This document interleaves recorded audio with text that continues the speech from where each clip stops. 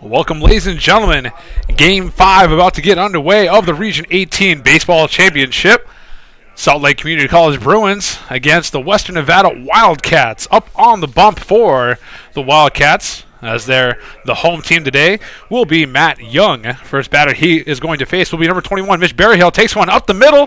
Tough play for Cornwell as it gets on through the hole, and a leadoff single off the very first pitch for the Bruins. I'm Devin Verismo. James Hernandez is right there. Hey, James. In the mix. Good to be back, Devin. There you are, buddy. Hey, by all means, fix your stats. We're all square. Game 2 of 3 here from Moore Stadium here. Just catching my breath still from that Coyotes walk-off in Game 1. Yeah, what an incredible game. Game 1 today was something you'll probably never see again. CNCC, Colorado Northwestern Community College, drops it against our CSN Coyotes 10-9 in the bottom of the ninth. And here we are, next pitch. Throw down to second base, stolen base in the books for Mitch Berryhill. Mitch Berryhill starting off active on the base pass as he usually is. The Scenic West Athletic Conference batting champion for 2016. Mitch Berryhill doing what he does, getting on base, getting himself over in scoring position with nobody away in the inning. 0-1 count, nobody down, one on. Western Nevada out on the field. Showing bump, pulls it back. Mahoney pulls it back for a ball.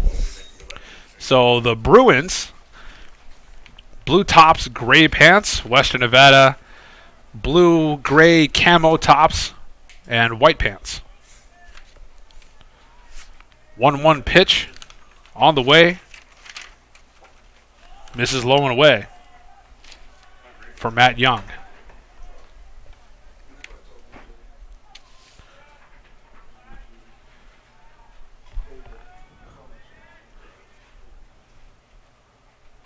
Berryhill takes a good lead over there at second base. And Young delivers. Just misses that outside corner, 3-1. So you got Young on the hill, Salyers behind the dish, Nist at first, Bodler at second, Bell at third, Cornwell at short, Lewis in left, Peters in center, Yagi in right for the Wildcats. 3-1 pitch on the way from Young. Grind right back at him. Runner advances to third, but throws out Mahoney over there at first. One down now as Austin Ovard will come to the dish. 1-3 in the books. And for the Bruins, so obviously Berryhill led off, then Mahoney. Ovard is at the dish. Peterson bats fourth. Kavanaugh batting fifth. Lane batting sixth. Hall batting seventh. Benson batting 8th, and Nick Roberts batting 9th for the Bruins. Strange to see Austin Ovard at first base, but it's out of necessity here. Salt Lake City dealing with some injuries throughout the season, and that's why Ovard, generally the starting shortstop and all-conference shortstop, has moved over to play first base for the time being. Hey, now you get that tall length to cover the bag. Yeah, absolutely right. And like I said, Austin Ovard, just an athlete. Like you said, when you can move him around the lineup the way you can here, he's one of the most effective hitters in the entire conference. Next pitch, swing and a miss from Ovard. Austin, a 6'1" sophomore out of St. George, Utah, Snow Canyon High School. Nice to see Austin in this tournament. Last year he had quite a tournament as Salt Lake finished runner-up to CSN, when is able to get themselves into the 2015 Western District Championships. 0-2 pitch gets fouled off. Berryhill still hanging out over there at third base. Ovard with a solid average of 309, 35 RBIs, 3 long balls, 51 hits, 43 runs scored. Austin Ovard definitely knows what to do. He can handle the bat. Like I said, and now in the middle of this lineup is a smack dab in the middle run producer here, batting in the 3-hole. A lot of expectations come with being There's a shot over the right field. Oh, nice stab by Nist over there at first base. That would go and get that one for the second out. Wow, nice job there by Daniel Nist, showing some hops over at first base to rob Austin Ovard of an RBI single at least. I don't have Nist's stats, but I think if I remember correctly, he's walking around 6'5", 6'6" over there. Yeah, well, ask and you shall receive, Devin, here. We got some lineups. Oh, Daniel nice. Nist here, of course, coming to us. Pretty big kid, like you said. It doesn't say either. Oh, nice to see that it's not even updated with any height I'll get you some specifics here. Either way. It's funny that everybody else's roster is except Western Nevada's, but that's all right. You got Trevor Peterson at the dish, third baseman in the fourth spot. 0-1 count against him. Still Berryhill on third base. Next pitch misses outside. Good on Salyers to go out and get that one. Yeah, Trevor Peterson definitely an RBI threat. 297 hitter, 38 RBIs on the season, 55 hits. Of those 55 hits, 18 of them for extra bases. See if Trevor Peterson can give his Bruins an early lead. There's a ground ball left side over to Cornwell. Cornwell not able to handle it. Bobbles it. Throws over to Nist. In time for out number 3. The run will not count. And just like that, Matt Young gets out of the inning. And we'll head to the bottom of the first.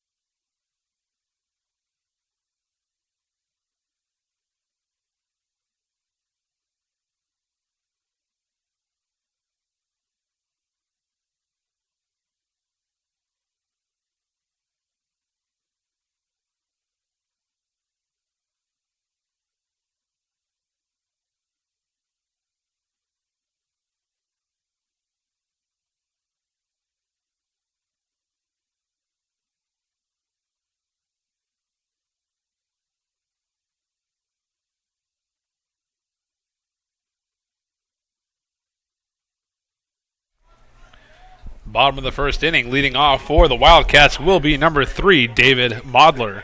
Up on the bump for the Bruins, essentially a catcher, Joe Barlow. Not only a catcher, all-conference catcher in 2015. Joe Barlow was the first-team Scenic West Athletic Conference catcher, and now he's on the hill here pitching this season. And you wonder if that was out of necessity or just because he's a better pitcher. He does have the lowest ERA on the staff, 2.16, 3-2 record in 12 appearances, 2 saves, 41.2 innings of work. Oh, there he's dealing already. Absolutely. First pitch was 89, second pitch 92. Well, so listen to this, Devin. Opponent batting average against 159. So Barlow definitely getting it done.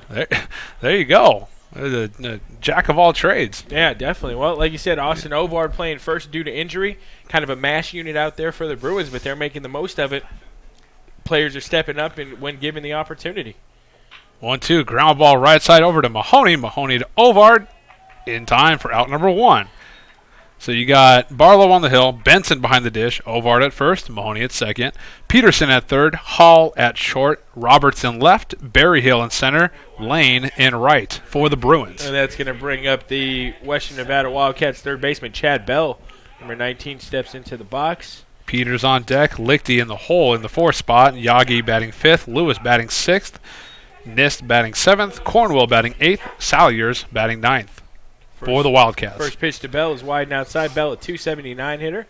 Played in 49 games, started 36, 21 RBIs, 34 hits for the third baseman. Long foul over to the left side for a strike. 1-1 count, 1 down here in the bottom of the first. Very interesting game here. The winner will advance to tomorrow to play CSN, College of Southern Nevada, surviving the CNCC Spartans this afternoon. Surviving is a very good word. Swing and a miss, strike 2. No real other way to describe it. I mean, that was a war of attrition there. That game was crazy, to say the least. Like I said, probably the most exciting game I've ever had the privilege of calling. That was intense. And the 1-2 from Barlow just misses low and away. Oh, nice spot there by Barlow. Not getting the benefit of the call just yet, but we're early in the game here. You think if he can consistently hit that spot in the zone, it may come around to benefit him here later in the game. Barlow's 2-2 with Benson sitting low and away. Gets it outside, brings the count full. Joe Barlow here playing with fire because if you let Chad Bell get on base, you have the 2016 Scenic West Athletic Conference Player of the Year, DJ Peters. We'll get into Peters' numbers here in a moment. Video game stuff. Full count gets fouled off. Yeah, DJ Peters. Number 33 on his back, no joke. What a player. He's warming up now. He'll get his chance in a second. But first, a full count pitch from Joe Barlow once again at Bell. High and out, and he's going to walk him. That Western Nevada outfield was dynamic last year when you had Peters and Jake Bennett. Jake Bennett has now moved on to play baseball at the University of Oregon, but DJ Peters coming into the box here, batting .417 on the season. Wow. 57 runs scored, 68 hits, 14 long balls, 57 RBIs, pacing the team in all those power category numbers here as well as average. Guy's slugging .761 on the year, Devin. Sounds like an intentional walk to me. Yeah. 4 wide ones never sounded better. Well, here we go. Let's see how Barlow goes to attack him. Yeah, we'll see. Oh, high and inside fastball hits the zone. Joe Barlow was a little giddy up on that fastball, touching 90 on the gun there. Not afraid to come inside and tight to DJ Peters. Like I said, Joe Barlow undaunted here. It's just it's strange seeing him on the mound, Devin. Infield shift is on over towards the left side. Good knocked out by Benson behind the dish. But as you can see, Mahoney over there at second base playing almost directly behind second base. Like I said, this Salt Lake Bruins team ravaged a bit by injuries here throughout the season, and they're making do with what they got, and what they got's still pretty good. DG Nelson has a nice squad up there, always competitive. 1-1. High. 2-1 count now, 1 down, 1 on. Really completely fried the message board. Is that what we did? And we got an opportunity here to talk about two of the better teams in this conference here. We've seen the opening day, we saw some really competitive games. This is the cream of the crop here with CSN and now the 2 and 3 seeds Salt Lake and Western Nevada locking horns here. Whoever wins this game, that game is going to be dynamite tomorrow against CSN. Wow. Winner getting that pass to the championship game on Saturday, championship Saturday. Got to get through this one first. Yeah. And the loser of this will play right after. Absolutely. Immediately after, they will play an elimination game against the Colorado Northwestern Spartans, who are probably still trying to get themselves a little bit together after that crazy, crazy game they played with CSN. But like I said, it's win or go home time for the loser of this. They will immediately take the field again. Not immediately, but 30 minutes following the conclusion, they'll be right back at it playing for their playoff lives. 3-1 pitch from Barlow should be something friendly. It is, and it gets fouled off. That's what makes this tournament so fun. I mean, you get an opportunity here to not only see elite players and great baseball, but it's just how urgent every situation is, every pitch, every batter, every strike, every non-call or call. I mean, everything means something here, and these teams are fighting to stay alive and get an opportunity to advance to what equates to a super regional here in junior college, and that would be the 2016 Western Districts. Benson will go talk to Barlow real quick. So we just got word that the game tonight will be CNCC, Colorado Northwestern Community College, versus the College of Southern Idaho. So a little bit of a flux scheduling, if you will. Yeah, and a rematch of a fantastic game, a 7-6 game won by Colorado Northwestern in the bottom of the ninth with a walk-off single from Tanner Neeslandic. So it'll be interesting to see these two teams match up again, two very evenly matched clubs. And like I said, the winner advances to tomorrow. The loser gets on the bus and heads home. Someone's going home tonight. Yeah, period. Someone's starting their summer, seriously. And like I said, that's how pressing these games are. You get into these tournament-type scenarios, double elimination, and you're fighting for your lives out there. DJ Peters committed on that one, and nice down he goes. Barlow. Tossed it off speed at him, and bang, there he goes. 2 outs has been recorded, and now we will see Tim Lichty come to the dish. Yeah, Joe Barlow pounding it hard and inside on DJ Peters. Went with the breaking stuff to off speed. Totally fooled Peters, had him swinging over the top. That's going to bring up designated hitter Tim Lichty. Lichty batting .392 on the season, 44 starts, 46 appearances, and 158 at-bats. He scored 35 runs, 62 hits, 51 RBIs and 10 long balls. Watch out for Tim Lichty. First pitch on the way. High and outside against the lefty. Lichty here, one of 4. Make that 5 regular position players here batting over 300 for Western Nevada. Said Western Nevada's second overall in team average at 309. CSN setting the pace for the conference at 330. Salt Lake right behind Western Nevada at 297. So a lot of offense. That's anything that we've seen, and we can maybe say we can predict in this tournament, it's going to be offense. Weather's been great. Pitching has been good, but the bats have been better. Last game produced 19 runs off of 21 hits. Absolutely, so there you go. Yeah, we had a 16-run game to open the tournament. 12-4 victory for Salt Lake. 7-6 CNCC over CSI. And then, of course, 11-4 last night. CSI staying alive. Off elimination and sending Utah State University Eastern packing. So that'll be interesting to see CSI. They have to avoid elimination twice. Yeah. Two games in a row. Well, if they can walk the tightrope here and send Colorado Northwestern home, that would be a little bit of an upset, at least in my opinion. Yeah. Especially as sharp as Colorado Northwestern has looked. I mean, you got to think the Spartans have played 2 great games. I mean, the game against CSN wasn't anything that to gawk at. They were right there in it with the best team in the tournament, the number 1 seed. So they can beat anybody. 3-1 count. Soft toss over towards first. Barlow to Ovard. And the lefty Tim Lichty here looking for something he can drive. He's got a runner on first base, 2 away in the inning, 3-1 count. Joe Barlow wants to finish this here. He doesn't want to allow Lichty to get on base for Abiagi. 3-1. Outside, ball 4. Tough spot with 2 outs. Yeah, 2 walks here in the inning. That's not a good sign for Joe Barlow. Like I said, last thing you want to do is allow free passes, give these Western Nevada Wildcats an opportunity to hit with runners in scoring position. Very effective in that particular situation. Abiagi comes in batting .370. 18 RBIs, 1 home run, 30 hits for the part-time player here, part-time position player. Started 23 games, played in 32 this season. Waiting for his first pitch of the sequence with runners on first and second. Breaking ball waited on that one, fouls it off. Nasty little breaking pitch there by Joe Barlow. Sawing off Abiagi. I said Yagi in right field today. Moves around. Him and Bradley Lewis are sort of interchangeable as corner outfielders here for Western Nevada, but they will get creative with their lineup every now and then. 0-1 pitch from Barlow. Breaking ball once again, has to wait on it. Fouling it off, and let's see if Barlow decides to burn him with a high and in heat. Yeah. He's, like I said, that fastball definitely has some giddy up, but Western Nevada making Joe Barlow work a little bit here in this bottom half of the first inning, and regardless of results here, they've definitely moved his pitch count up, and that's what you want to do if you're Western Nevada. You want to chip away and get into this Salt Lake bullpen as quickly as possible. 0-2 pitch. Swing and a miss. Strike 3. Down goes Yagi, and Barlow gets out of that one. And no runs come across as we head to the second.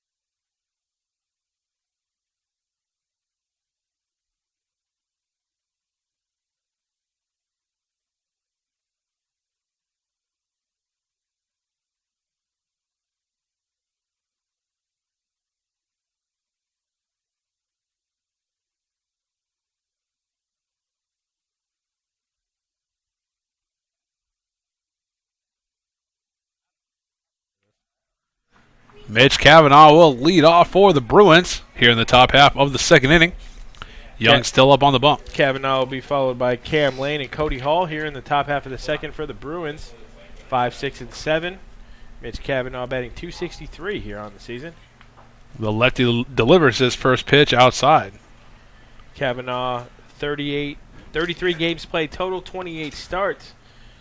A lot less effective numbers than last year, only 26 hits, 13 runs, 1 long ball, 15 RBIs for the Bruin designated hitter.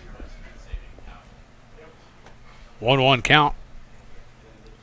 You know, you got to think that when you see a team like Salt Lake, their lineup is built for their field. Mm-hmm. You know, they play on a faster infield, the artificial stuff where they slap a lot of balls down, 1-2 hitters to the position players. They use their speed more so than their power here. So in a game like this, in a tournament like this, they're going to lack the pop that some of these other teams have, especially Western Nevada and CSN.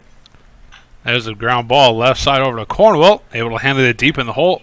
Over in time to the tall Nist over there at first. Hey, Daniel Nist has made some solid plays over there already here. 6-3 to retire Mitch Cavanaugh. That's going to bring up right fielder Cam Lane. Lane steps in here. 279 hitter. 32 RBIs. 41 hits. Getting set here. Beautiful day continues on here in Henderson, Nevada. Not a cloud in the sky. Beautiful day. Perfect weather.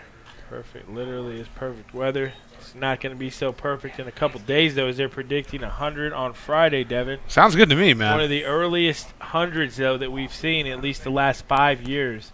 So we didn't hit 100 until May 29th last year. This Friday will be Friday the 13th, ironically. 0-1 outside. Make sure you lock your doors, and if you see a guy in a hockey mask, run inside. Yeah, for real. You know what happened on that day. So Jason Voorhees might be paying you a visit. Who wins in a fight, Voorhees or Michael Myers?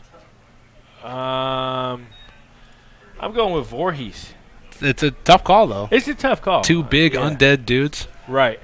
And one dude is just like, I got to go with the dude who wears a hockey mask. You know what I mean? The goalie mask. He just. You're not a Reagan fan? So yeah, I think it'd be a good fight though. You know, it's tough when you got like Freddie versus Jason because Freddie is even real. He's a dream type guy. Yeah. Michael Myers, he's right there. Yeah. He's got a knife. He's coming for you. He's just. And they're both just relentless. Yeah, you put. I'm not talking Jason X or anything. I'm talking Jason. Oh yeah, we're talking Camp Crystal Lake. Straight Jason up. coming, busting through your window, scaring you. Don't put me in water, Jason. Oh, please. We've seen him survive a lot, so that'd be a nice matchup. I think that'd be a film I'd have some interest in watching. For the right price. Tail of the tape. Cam Lane takes one on the left side. Oh, gets on through the hole. Cornwell laying out for it, but unfortunately rolls all the way to Lewis out there and left, and the single is recorded with 1 out. Yeah, that's a C&I single there for Cam Lane. As you couldn't have thrown that ball out there any better in between the shortstop and the third baseman. Gets into left field here. Cam Lane on first for shortstop Cody Hall. And just like that, the Bruins can threaten here with only 1 out. Cody Hall in some limited at-bats, only 57 on the year, is batting .333. 19 hits. Yeah, 8 ribbies here. Like I said, in some part-time duty. Obviously, the regular shortstop is Austin Ovard. So, Cody Hall, not the regular shortstop, but doing a tremendous job over there as Ovard has moved to first. First pitch from Young hits inside for strike 1. Lefty versus righty today. You got lefty and Matt Young and the righty Joe Barlow. Yep, Matt Young here coming set. Like I said, both pitchers kind of saving really good arms here as Western Nevada deciding to not go with Chase Kaplan, probably saving him for tomorrow. And Lincoln Clayton for the Salt Lake City Bruins. Not sure if we'll see him in relief, but I think Clayton is one of their elite arms. Him and Jaden Hartle, top 2 arms for the Bruins this season. So Lincoln Clayton, a mystery man. Maybe if Salt Lake is able to get a lead, go Barlow to Clayton. That one's a little blue pit over the right side. It's going to be a tough place for Yagi. If he gets there, it's going to land right in front of him. And the single is recorded. Throwing all the way to third was Yagi. Yeah, Cam Lane having to put the brakes on there. He wasn't sure if the play was going to be made in the outfield, but Bruins have something cooking here in the top half of the second inning. Runners on first and second with only 1 away, and that's going to bring up the catcher Cam Benson. Two singles in a row. Yep, Cam Benson, a .316 hitter. No long balls, 19 ribs. 30 hits, 21 runs scored for the Salt Lake catcher here. Batting from the left-hand side, a little lefty-on-lefty matchup here. Double play opportunity for the Wildcats. Yeah, definitely. Young would love to get Benson to roll over on one here and maybe get himself out of the inning. Here he's got himself in a little bit of a jam. First pitch gets fouled off into the net. Nice crowd out here for the second consecutive day at Moore Stadium.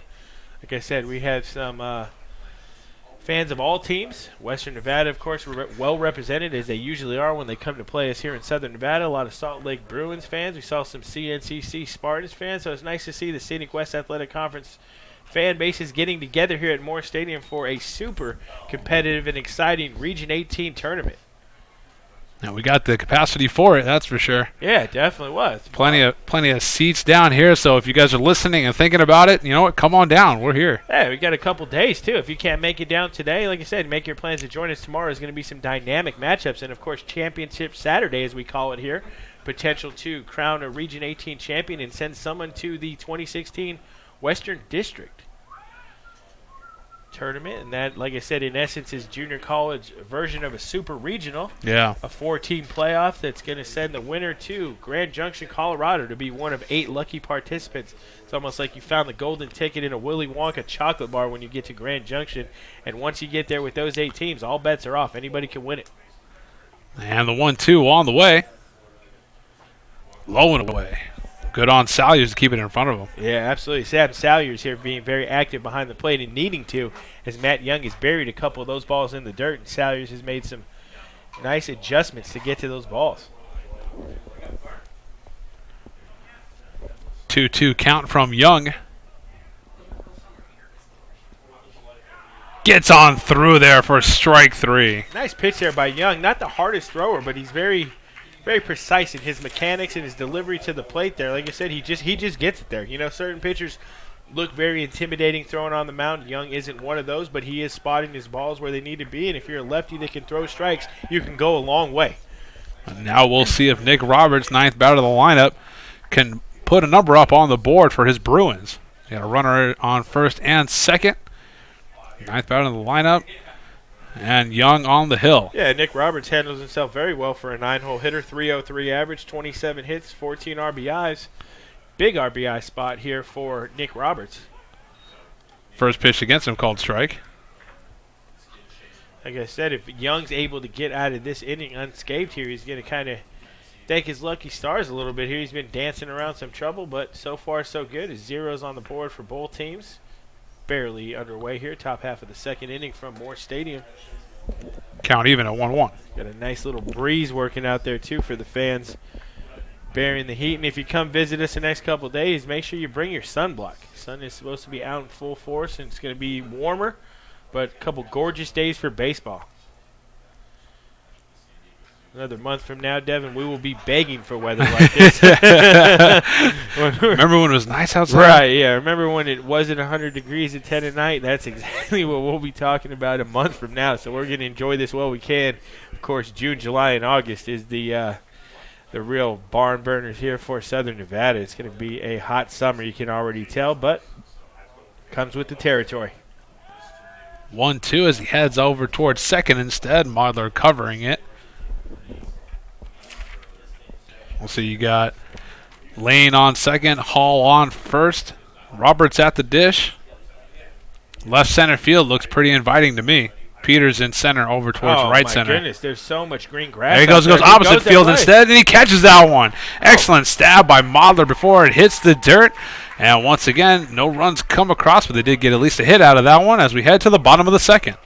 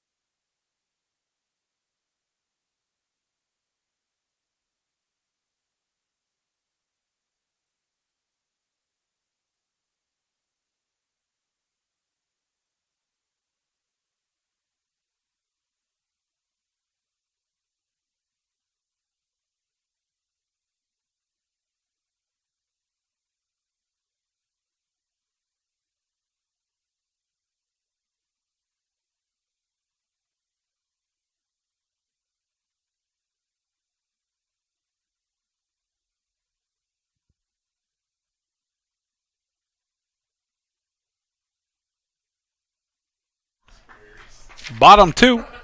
Leading us off will be number 20, Bradley Lewis. Bradley Lewis will be followed by first baseman Daniel Nist and Casey Cornwell here in the bottom half of the second inning for the Wildcats. 6, 7, and 8 due up. Lewis steps in here, batting .323. Solid corner outfielder, 29 RBIs, 43 hits, 27 runs scored.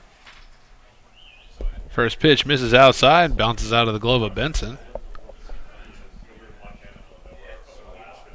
And Joe Barlow here up, like I said, still weird to say that. Weird Yeah. to see the guy throwing strikes and not receiving the pitches. Delivering a breaking ball like that, I'm usually like, yeah, Barlow sets out. No, Barlow's on the hill. Well, you know what I'm shocked is that he's hasn't found his way in the lineup to hit. You know what I mean? Because we know he can hit. Oh, yeah.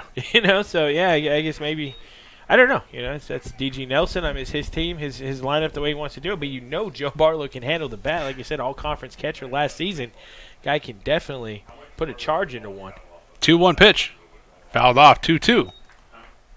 They made contact with the umpire a little bit.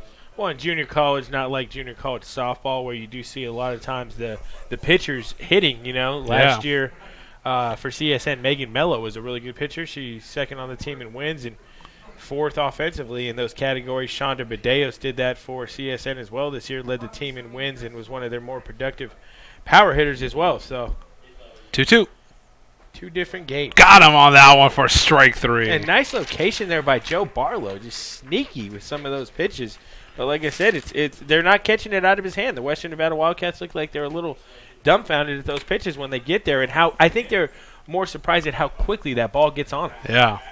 It's a second strikeout in a row going back to last inning. 3 overall from Barlow. Yeah, and he struck out a really good hitter there, Bradley Lewis. Like I said, a .323 hitter. Just fooling him. Sit him on down. Fooling him. All right, now we have Daniel Nist at the dish.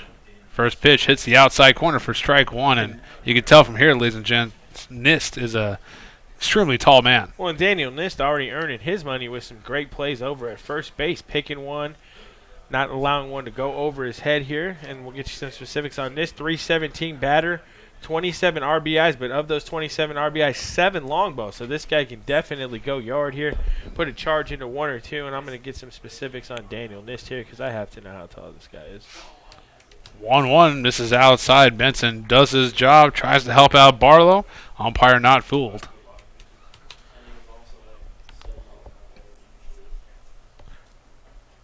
Barlow getting set. Benson setting out. Gets it high and in instead for strike 2 as that one gets fouled off. You can see the shadow from the light pole starting to creep further and further out into right field. Sun going down, probably have about another at least 2.5 hours of sunlight. Oh, yeah, and then even then, once the sun does go down, it's going to get absolutely gorgeous out here. And a little chilly as well, so if you're coming to the night game, bring a jacket. Yeah. Light jacket. That one hits Nist in the arm, and he's going to head over to first. He said bring a jacket or a blanket, but great day to come out and watch some baseball. And like I said, if you can't make it today, we have a fantastic lineup for you tomorrow as well. Like I said, as we get deeper into this tournament, the games get more meaningful, more competitive, and the opportunity to watch some amazing baseball. Do not let it pass you by. Come out and join us. Barlow's has a pattern going here. Gets an out, walk, gets an out, walk, gets an out. And it's continued on here. Oh, wow. Wow. That was a line drive over the right side. Oh, my gosh. I think it hit somebody in the dugout. Wow, I hope everybody's It did. okay. It made. Is he okay? Yikes. Oh, wow. He got caught. That was a Wildcat got hit with that line drive that went straight into the dugout. Oh, my gosh. He's up. He's moving around, but it looks like he might have caught it in the chest. Gosh. Everybody, the Wildcats are all circled around him right now. He's on his knees. He's looking around. He seems to be okay, but, man, that was a screamer right at it. And with how close that dugout is, and unfortunately not a whole lot of protecting, you gotta be watching it from the moment it leaves the bat. Well, you can't catch that mid-flight. Got to keep your head on a swivel always, especially if you're that close to the action. Both dugouts, a lot of players hanging over that protective barrier, that ledge too. So those balls get on you in a hurry. Yeah. And you just hope everybody's okay. Like I said, you never like to see any injuries. You never like to see anything like that. But unfortunately, that's just a part of the game, folks. And that was number 8, Kyle Thompson, catching. It looked like he just caught him in the chest, but he seems to be okay. There's a couple smiles going around, but Yeah, I'm sure that'll leave a mark. Oh, yeah. Some relief there, and let's just wish Kyle Thompson all the best. yeah, he just wore that one. And he's walking around. He's actually walking to the clubhouse with And maybe get a bag of CSN ice or trainer get checked Steve out Jacobucci. by Booch. Booch will take good care of him, I'm sure. He does all our players, helps keep the team and all our athletes here at CSN healthy. Like I said, he's an amazing trainer. And the specifics on Daniel Niss, 6'5", 215. Yeah, there you freshman. go. I was to say he's an extremely tall Monster. man. Yeah, big guy, 6'5". Like I said, he uses that range at first to his advantage too. Very, very effective first baseman. Excuse me. And all he has to do to slide back into first is lay down. Yeah, exactly. That is the truth. There he is over there at first with the helmet on instead of the glove. 1-1 pitch. High and in. Yeah, we'd like to thank all our fans again for listening. If you're listening from Salt Lake or Northern Nevada, our friends up to the north in Carson City, hello and welcome into the broadcast. It's always a privilege to bring you any sort of baseball. Generally, it's Coyote baseball. This weekend, it's Scenic West Athletic Conference baseball in the Region 18 tournament. So welcome in to all our listeners, and we're happy to have you. 2-1 pitch misses a little low. And with that, Cornwell should get a pretty friendly pitch from Barlow. Yeah, 100% here. You got to think Cornwell's going to see something nice here, or at least something in or around the zone. Joe Barlow does not want to give him a free pass. And he does, That's unfortunately. exactly what he does. Puts him over to first, and now you got Nist on second, Cornwell at first, and Salyers at the dish. Yeah. Joe Barlow's created a little situation for himself here. Hit batsman and a walk here. Give Sam Salyers, number 9 hole hitter, catcher, an opportunity for an RBI spot with only one away in the inning. Salyers walks into the batter's box batting 195, 12 RBIs, 16 hits, 12 runs. Only 82 at bat. Says he had some limited playing time, but Salyers, like I said, might not be huge threat offensively, but he definitely handles himself well behind the dish. Prime opportunity to put a number on the board. First pitch misses high and out. Barlow having a little trouble locating at the moment. Yeah, this is a game you want to get ahead. You know, anytime you can get a lead and work from ahead, it takes a little bit of the pressure off everybody. And Western Nevada definitely threatening here with runners on first and second, but Salt Lake was doing the same thing. Salt Lake with double play opportunity at the moment. Benson does a good job in keeping that one in front of him. Going to go talk to his pitcher real quick. Yeah, talk some strategy here perhaps, or not even that. So is their coach. Going to come out of the dugout as well. Go talk to him. Yeah, and this is just a settle you down here. I'm looking over at the pen for Salt Lake. Definitely nobody warming up or getting loose. This is still Joe Barlow's game. I think they just want to figure some things out and see what's going on. Well, we have some time here. Don't forget to follow us on Twitter at CSN Coyotes. And our YouTube channel, College of Southern Nevada Athletics. All the games will be broadcast. All the games in this tournament have been and will continue to be broadcast on our webpage, our YouTube page, College of Southern Nevada Athletics. Devin and I privileged to bring you this broadcast again. Like I said, still catching our breath from that wild finish between CSN and CNCC as the umpire comes out to break up the meeting on the mound here. Joe Barlow will, when play resumes, will have himself a little bit of a situation here trying to record the out on Sam Salyers. Salyers comes back, jogging back into the box. 2-0 count, one down, 2 on. One swing of the bat puts the lead in favor of the Wildcats. Yeah, absolutely. Nist could make it all the way home in 4 or 5 steps. Yeah. He's probably got like a giraffe coming around. 2-0 on the way. In the dirt, that one's going to get behind Benson. Nist will not take off towards third. It's a nice job by Benson there to pounce. I mean, he got up quick, located the ball, and didn't give Nist an opportunity over there at second base to even think about breaking for third here. He held the runner in check. Nice job by the Salt Lake catcher to keep not only the ball in front of him, but the double play in order. Barlow missed the zone 4 balls in a row. Loads the bases for the leadoff man, David Modler. Yeah, and the alarming part of that is he got a hit by pitch, 2 consecutive walks to the 7, 8, and 9 hitters here. And now Western Nevada goes back to the top of the lineup with David Modler. This is where they do their damage. We get to see exactly what Barlow has in store. Let's see how he reacts to loading the bases. Double play opportunity still there. And swinging and missing is Modler for strike one. Well, Modler, an excellent contact hitter, too. Third on the team with 50 hits. 2 home runs, 25 ribbies here for the Western Nevada Wildcats leadoff hitter here. Second baseman David Modler was retired 4-3 in his first at bat. The left-hand hitting second baseman looking for a little more this time. Now it misses a little above the zone. 1-1 count, 1 down. Bases loaded. Yeah, Joe Barlow has been nibbling a little bit in this inning. I think it's come back to bite him. Like I said, he's not showing the same confidence he did throwing that, at least his fastball for sure, in the first. That one misses outside. Benson tries to help him out. Umpire not giving it to him. Not at all here.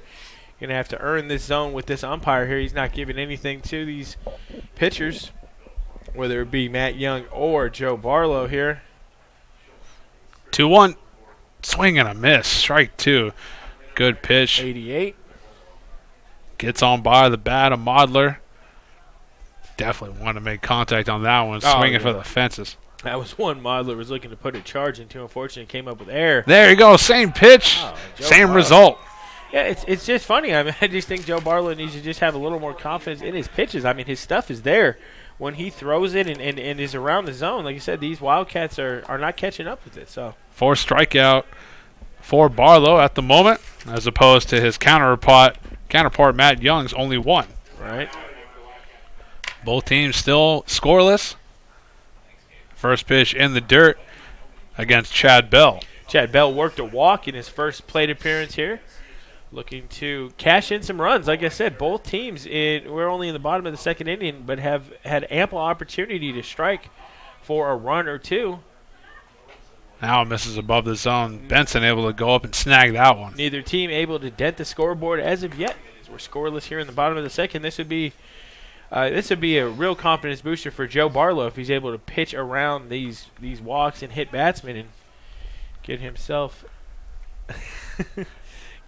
back in the dugout. You have 2-0 gets on through the zone. Carmen's father, Frank Colosimo, coming into your picture here, and he's our savior at the moment here. He made a Starbucks run for us. The man is a godsend here bringing this stuff for us. 2-1. Swing and a miss. Strike two. Big hack from Bell. And with that, Barlow, one pitch away from getting out of this rather big jam that he kind of put himself in. And not kind of put himself, he did. You know, he walked everybody on the bags at the moment. 2-2 pitch. Swing and a miss. Strike three. What a pitch from Barlow. Puts down Bell, leaving the bases loaded. Still, no score to speak of as we head to the third. Back.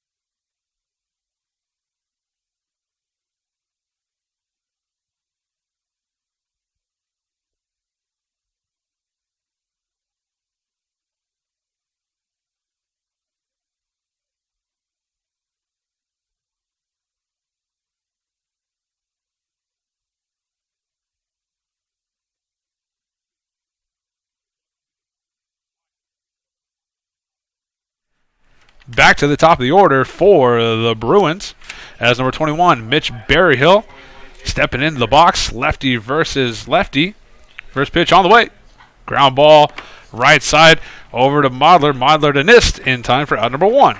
And a very, very tough out to get there. And Mitch Berryhill, the 2016 Scenic West Athletic Conference batting champion, 434 average for Mitch Berryhill, retired on 1 pitch. So that's a nice feather in the cap for Matt Young here as he's able to retire a very tough batter. And he's not out of the woods yet as Skylar Mahoney steps in. Mahoney was retired 1-3 in his first plate appearance. Another lefty. Sees the first pitch go inside for ball 1.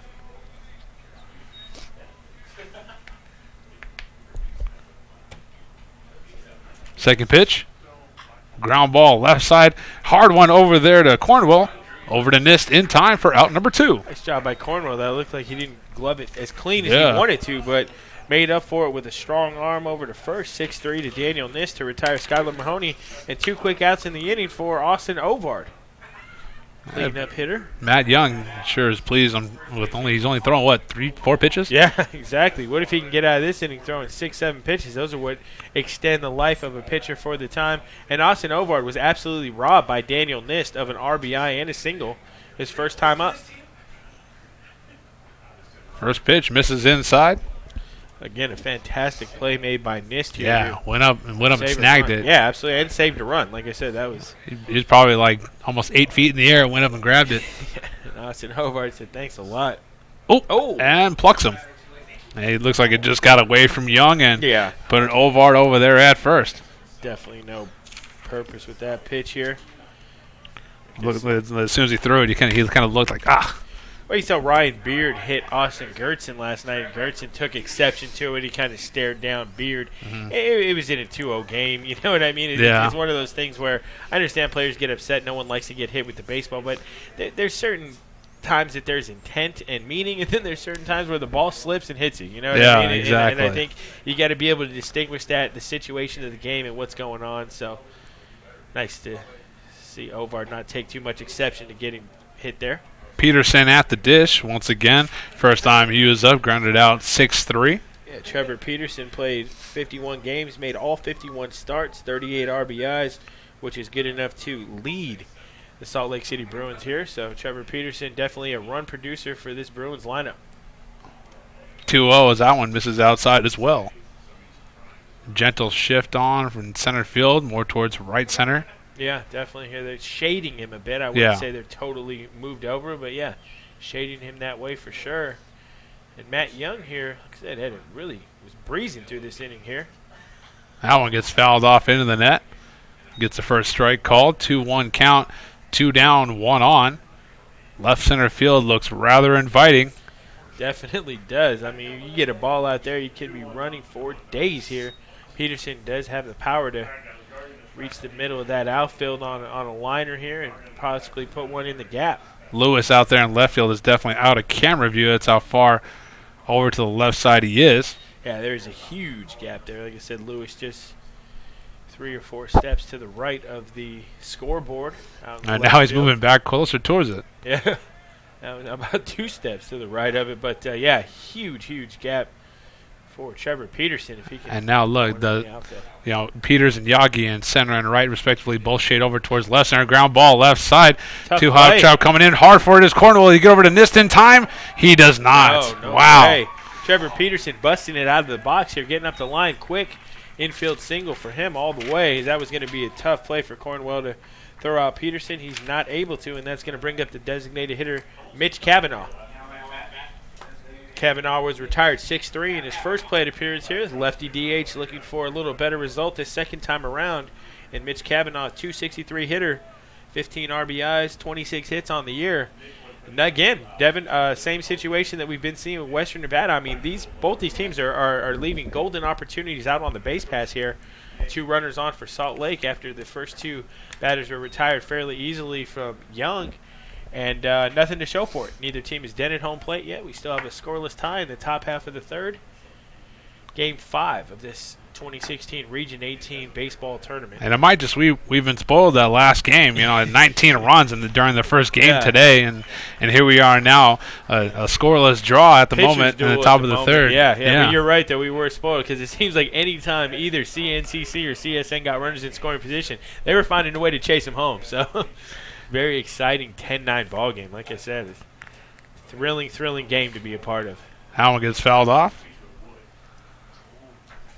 1-2 count, 2 down. And Matt Young looking for a K. Yeah, Matt Young looking to get out of this inning. Looking for his second K of the game. Sit here. Lefty on lefty matchup here with Mitch Cavanaugh.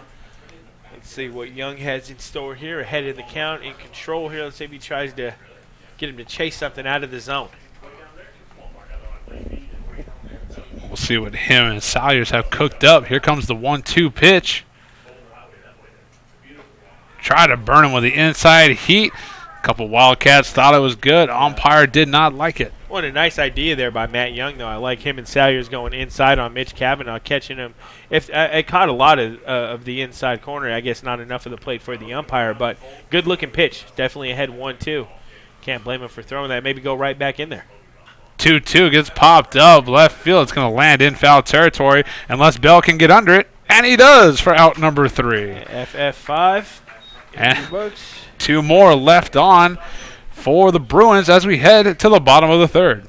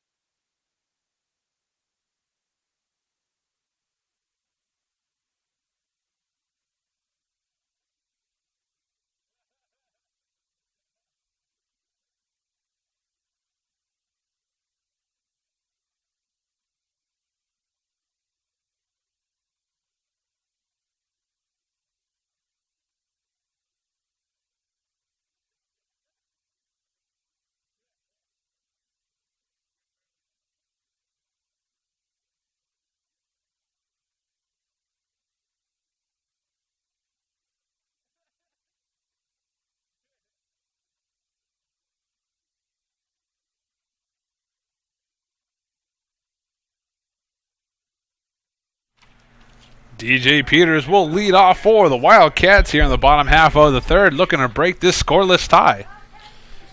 0-0, bottom half of the fourth. Home team, or bottom half of the third, excuse me, sorry. Wildcats are the home team here, still without an official hit. Bruins have 4 hits on the board. Nothing across for the Wildcats. No runs, no hits, no errors. And each team has left 5 on. And an awesome tweet here by Brian Maloney, CSN hitting coach. He said today the baseball gods chose to be on our side. Couldn't say it any better, Brian. Good job. Nice tweet. He shows a picture of Moore Stadium here. And like I said, we are still in disbelief here. What a comeback. What a game. And that's exactly an appropriate way to put it there, Coach Maloney. Like I said, we're thrilled at the victory. I'm sure the team might have got a tongue lashing from Coach Garitano, but at the end of the day, everybody's happy in that county dugout to get that first W under their belt as that ball was hit to short, fired over 6-3 to retire. Hauled to Ovard, gets the first out on the third pitch. Down goes Peters, and we will welcome back the DH, Tim Lichty. Rarely do you see Peters swinging early here. Like I said, usually he's a guy who's going to work deep into the count here and allow himself to see some pitches and get an opportunity to do something here, but swinging early, 6-3, retired, haul to Ovard.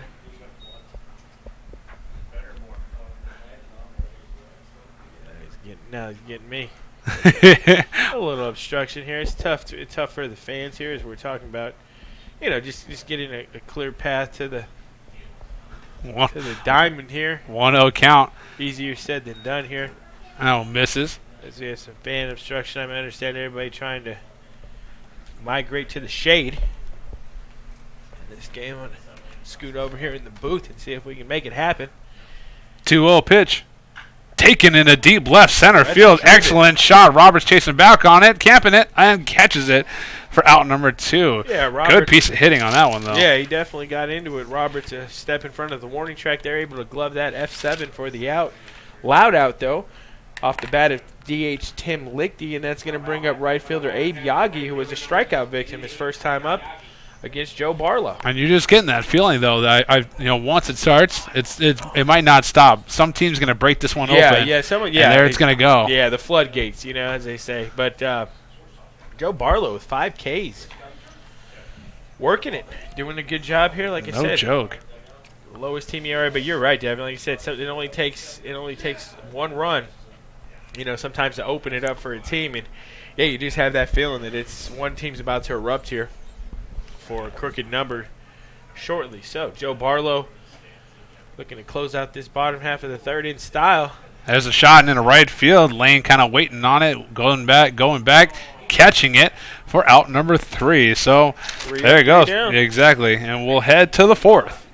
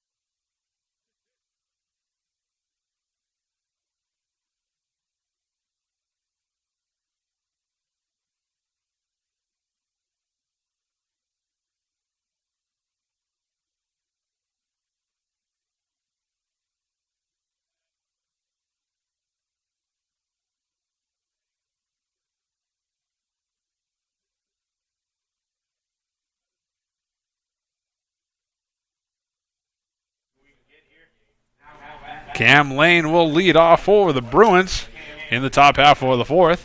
Breezing by through this game here. Cam Lane will be followed by shortstop Cody Hall and Cam Benson. 6, 7, and 8 hitters for the Bruins in the top of the 4th inning. Matt Young getting set and delivering the first pitch of the inning. Taking in a deep left field. That was going to go foul, but man, did it have the distance for it. Oh, absolutely. Just a little ahead of himself on that breaking pitch here. He definitely had the beat on it. He just got bat head, barrel around just a little too quickly here, driving it foul over the left field line. But that's a ball that, like I said, that's a mistake pitch for Matt Young. Yeah. He's heavy. That was just a long strike instead of a long ball. Matt Young making a mistake pitch, and he almost had to pay for it. First pitch of the 4th almost broke this tie. Yeah, absolutely, in a big way. That would have been a towering shot a la Brody Westmoreland. Like I said, I'm interested to see what tree that hit out there, where that landed. Tell you, construction worker got that one. Yeah, either that or landed somewhere on Water Street. I was popping up, going over our head. 1-2 count. 1-2 count here. Matt Young, like I said, is been effective. The lefty, I like him. His approach, he's not overpowering. He doesn't have amazing zip on his fastball, but he spots his pitches, throws 3 really, really effective pitches for strikes, and he's dealing. Give the lefty some credit here. His 1-2 pitch misses outside. And these two teams here, mainstays at the top of the Scenic West Athletic Conference. Of course, that'll change next year with Western Nevada departing the conference and closing up shop for college baseball. But last year, Bruins were second place, Western Nevada was third, and this year it was just the opposite here. Western Nevada finishing runner-up to CSN, and Salt Lake City, third-place finishers in the Scenic West. Full count pitch for Matt Young. Strikeout or a walk or a hit. Nope, popped up foul. Cam Lane working up here. So trying to get the leadoff batter on base for the Bruins. That would be the second time in 4 innings that they were able to do that. Bruins do have 4 hits in the game, but no one coming around here unable to get the clutch hit when they do have runners in scoring position to secure a couple runs. Neither team needing to go to the bullpen or even thinking about it. Both bullpens are quiet. Full count pitch once again. Fouled off once again. We had a mound visit to Joe Barlow a couple innings ago just to kind of settle the righty down. Like you said, though, both pitchers have been outstanding. I mean, they're out here pitching a great game. Like I said, bullpens are quiet, and, you know, the least amount of arms you can burn through here, the better. So both teams would. That one misses inside, and leadoff man walks. Nice at bat there by Cam Lane. Like I said, he was all over some of those pitches from Matt Young. Matt Young was just not able to get anything past him. Not able to full lane as he almost drove a home run with that first pitch. Now we have Cody Hall at the dish. Sacrifice bunt is in my head. Yeah, absolutely. Got to think It looks so like here. Bell's thinking the same thing over there at third base, playing it up on the grass. Yeah, no reason not to think that the bunt is coming here. Matt Young comes set at the belt to deliver the pitch. Swinging. Or at least let it go by for strike one. Interesting. You got the 7th batter in the lineup. Possibly bunting. Well, I don't know if they'll lay it down. Yeah. That'll be interesting here. Let's see. See what kind of strategy D.G. Nelson implements here. Young gets set and delivers. There's the bunt. She pulls it back. Called strike. Appeal down to first. He did. He definitely did. Offered at that. A lot of blue shirts on the field today. All blue, yeah. Both teams and the umpires. A lot of blue out there. Western Nevada in the camo blue. Salt Lake City more of a royal blue. Nice looking jerseys there for the Bruins. 0-2 pitch from Young. Swing and a miss. Strike 3. Down goes Hall. Big pitch there by Young to retire Hall. Second strikeout of the day for Young. Absolutely here. And here's another strikeout victim, Cam Benson, was struck out his last plate appearance by Matt Young. Looking for a little better result this time around. Looking to, once again, it seems like the game just kind of bogs down once runners get on base for both of these teams here. Both teams very void of been void so far of a clutch hit. Possibly the lefty can do it here. A nice shot down the line will do it. Specifically down the line. It's got to go there. Goes in the middle, you're not going to get a run. Nope. But you get a shot down the line, especially with a noticeable shift out there in right field. Yagi, you can see it on your side, definitely more towards right center. Oh, no doubt. Yeah, if you're able to get one down the line, so you're going to be running for days. There's a very soft one down the line. didn't even leave the box. Yeah. Not at all. Number 1, Matt Young trotting back to the bump here. And like I said, Matt's done a nice job. He scattered 4 hits through 3 innings here, 3 1/3 innings pitched so far. But pitching to contact, getting the Salt Lake Bruins batters to swing at his pitches. And he's been successful so far. Salyer setting out. Misses in. Or low. Hard to call on that one. I gave that one to Young, but umpire did not. No, definitely did not. Close pitch. You get some. And sometimes you wish you can get some, and you didn't. Over towards first, and before he can even deliver it, Hall was back over there. Or, excuse me, Lane was back over there.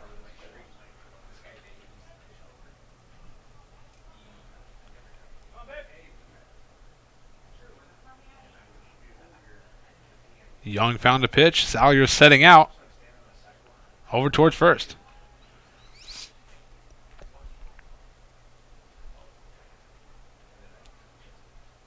And again, don't forget, folks, 7:30 projected start time for the final game of the day between the Colorado Northwestern Community College Spartans and the College of Southern Idaho Golden Eagles. Next pitch, runner goes outside, called strike, and thrown out at second. Beautiful arm there by Sam Salyers. I mean, he got that ball there in a hurry.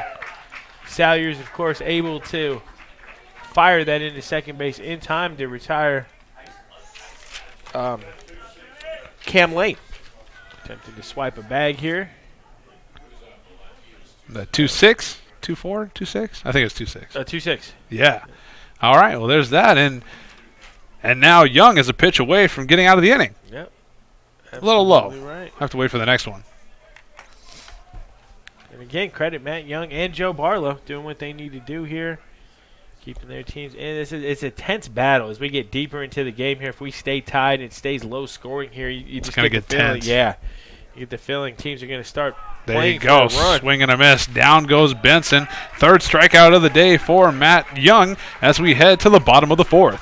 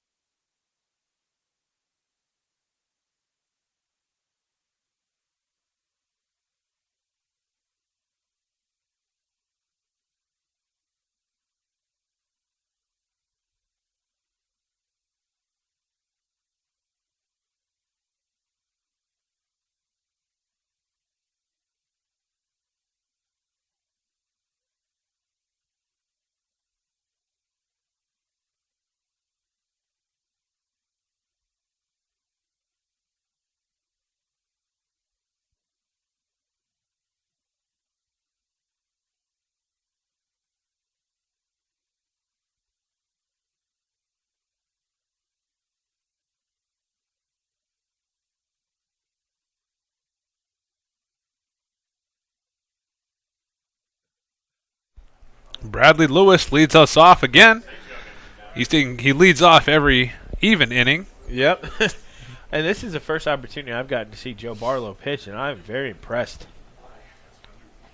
First pitch a little high, but yes, like I said, we're very accustomed to him being behind the dish, and here he is on the hill and doing an excellent job. Aside from falling behind here 2-0. But overall, I mean, shoot, he's got what? 5 strikeouts? 5 strikeouts. Yeah, 5 strikeouts. It goes along with his 5 walks, but either way. Either way, like I said, pitching himself into trouble, but doing enough to get himself back out of it. So. Exactly. Yeah, the bases loaded. He hit a batter, walk, and then 2 strikeouts in a row to get out of the last inning. That was impressive. Or the second inning. Second inning. That was an impressive jam. Like I said, all created by Joe Barlow. But, hey, give him some credit. Working his way out of the trouble he's created for himself. So far, so good. Here's his 2-2. Gets one fouled off. It's strange to see an offense as efficient as Western Nevada struggling to even get a hit here. Yes. So far they've left 5 people on base. Yeah, with 0 hits. Yeah, not necessarily able to solve the puzzle that is Joe Barlow so far. Well, here he is, full count, and threatening once again to walk another batter. Would be his 6th if he does, or his 6th strikeout. Which way is it going to go? Into the net. We'll do it again. 3-2 count here. This is his tiebreaker. Does he walk? Does he strike out? Or does Lane get it, or Lewis get a hit? And he gets a walk. Just missing the zone there, Joe Barlow here. Well-earned walk by Bradley Lewis. As Lewis trots over to first base. It's going to bring up first baseman Daniel Nist. Daniel was hit by a pitch in his first plate appearance, as Devin just alluded to, started that semi-rally for Western Nevada where they were able to put 3 consecutive runners on base, hit by a pitch, walk. And then Barlow clutched up to strike out Modler and Chad Bell. It is an unusual rally when they're all walks. Yeah. It's a tough word to use against a rally. Almost hit him again. That one breaking ball had not a whole lot of break to it. No, Daniel Nist, like you say, and I've already been hit once. Yeah, he's like, I'm good. I'd like to get a hit, please. Exactly. Guy's like a magnet for the baseball here as that comes over the top of his helmet here. 1-0 count. Joe Barlow needs to buckle down here and make a nice pitch to Nist. Misses inside. Still, both bullpens are inactive. 2-0 count as Barlow falls behind once again. Might be fair to say he's throwing a lot more balls than strikes as he goes 3-0 now. Yeah, maybe not a lot more, but I'd say at least a third definitely more. Throwing more balls than strikes. 76 pitches, 36 strikes. So, yeah, 40 balls, so not too bad. But 40 balls, 36 strikes. Either way, 76 pitches or 76 pitches. And you got it over. And 4 balls in a row puts Nist over to first. Absolutely. And now Western Nevada here trying to rally up for at least a run. They got the first 2 batters reaching base here. 2 consecutive walks by Joe Barlow. Always trouble when you're giving up the free pass. And wouldn't a triple play just really hurt them now? Triple play, it might be. I'm saying you go 6 unassisted and then 6-3. 6-3. Wow, yeah, that would be something. I guess we'll find out. Let's see. Yeah, see what's Showing bunt. Well played. Popped up. Oh, almost laying got for it. Got to go to 3. Oh, no. Terrible throw by Barlow. Throws it all the way into right field. One run comes around.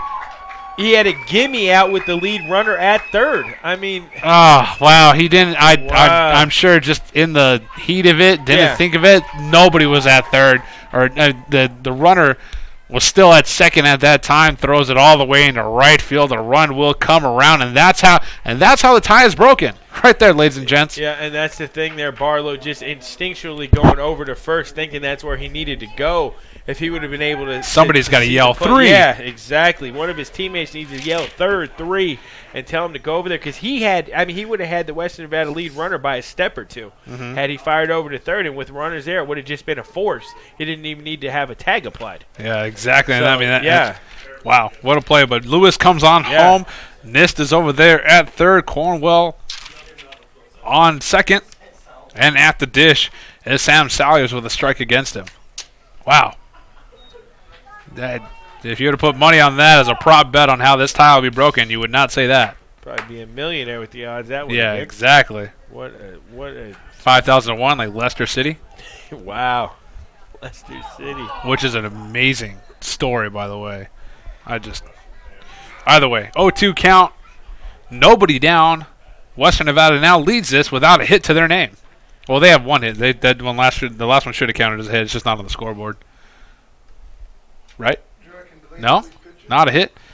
Strike 3 called. Got to complete it. Digging it. Oh. And he's out. Oh, making that a lot tougher play on Austin Hobart than it needed to be. Oh, well, you're right. Yeah. I'm thinking about it. No, you're right. Because he did go. If he didn't go, I'm thinking, never mind. I'm thinking something else. Either way, back to the top of the order, and David Modler at the dish. And yes, Western Nevada leads this one without a hit. So we got a timeout here on the field. We're going to talk some strategy.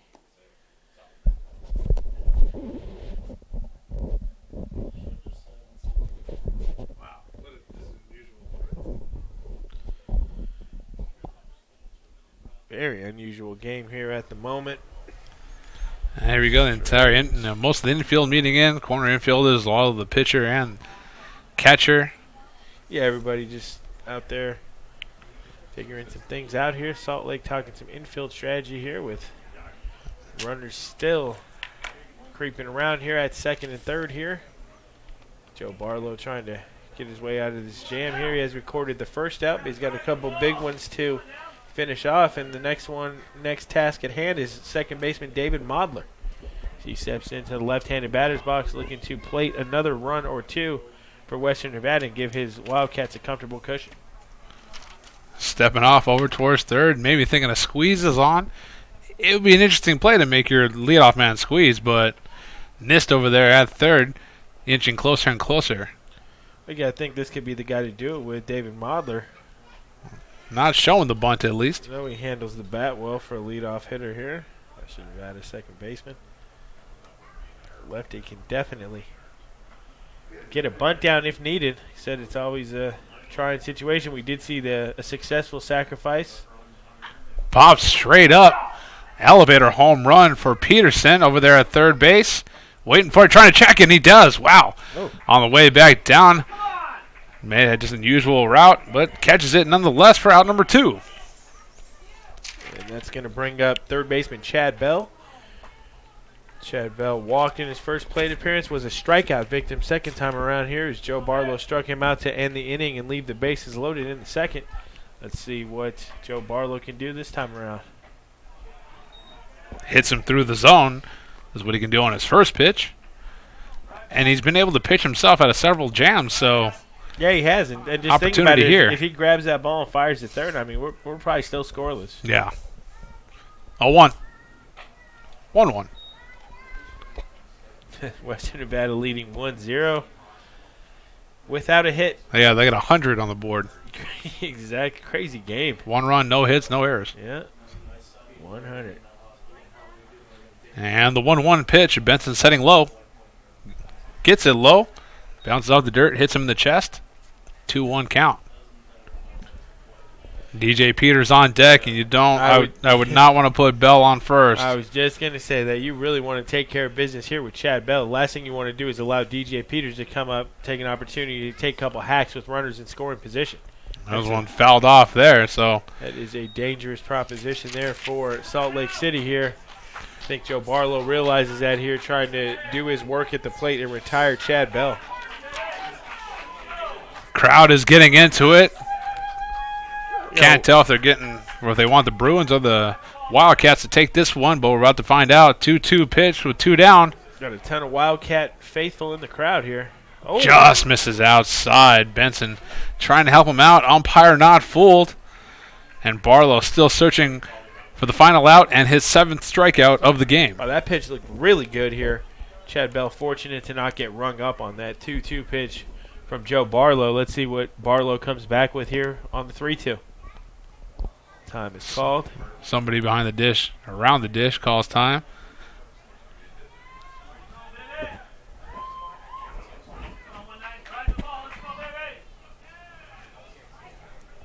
Full count pitch. Fouled off. Good one on Bell to just stay alive at the dish, trying to find his pitch. Yeah, and give Bell some credit. Like I said, he's fought off some good pitches. He's hung in there tight. 3-2 count here, and that's all you want to do is get on base somehow, some way for the best power hitter in your lineup, and that'd be DJ Peters. Another one fouled off. Yeah, Bell working hard here and making Joe Barlow work hard here. He's had to really work in this inning. It's not something that he's been accustomed to. That pitch count's got to be right in the neighborhood of 80 now. Low 80s. He said for sure. Full count pitch. Over the left side. Over the glove of Peterson, who went up and tried to snag that one down. 1 run comes across. 2 runs come across. And a little bloop single puts 2 more on the boards. And there goes the no-hitter. Well, Chad Bell is living right here. You couldn't have thrown that ball out in left field any better here if you were just trying to aim it out there. I mean, he just a little nubber off the end of the bat here into left field. And it's a 2 RBI single for the Western Nevada third baseman. And just like that, Wildcats open up. So close for Barlow to get out of that jam once again. It really was. And just a little bloop single over Peterson, who made an excellent effort for it. Yeah, and that was a little too tall for him, though. Off the edge of the bat, you got to feel like Barlow made his pitch. Now you got to go against DJ Peters at the dish, trailing by 3. Be careful with this monster here. Like I said, DJ Peters is an absolute offensive juggernaut here. One of the biggest power threats in the entire conference. 2-0. Like I said, it was fun watching him and Jake Bennett last year. Jake Bennett was a very, very talented outfielder for Western Nevada. Like I said, now University of Oregon Duck. 3-0. That one's going to get away. And Bell takes off over towards second. Nice job by Bell there. Heads up base running puts him in scoring position here.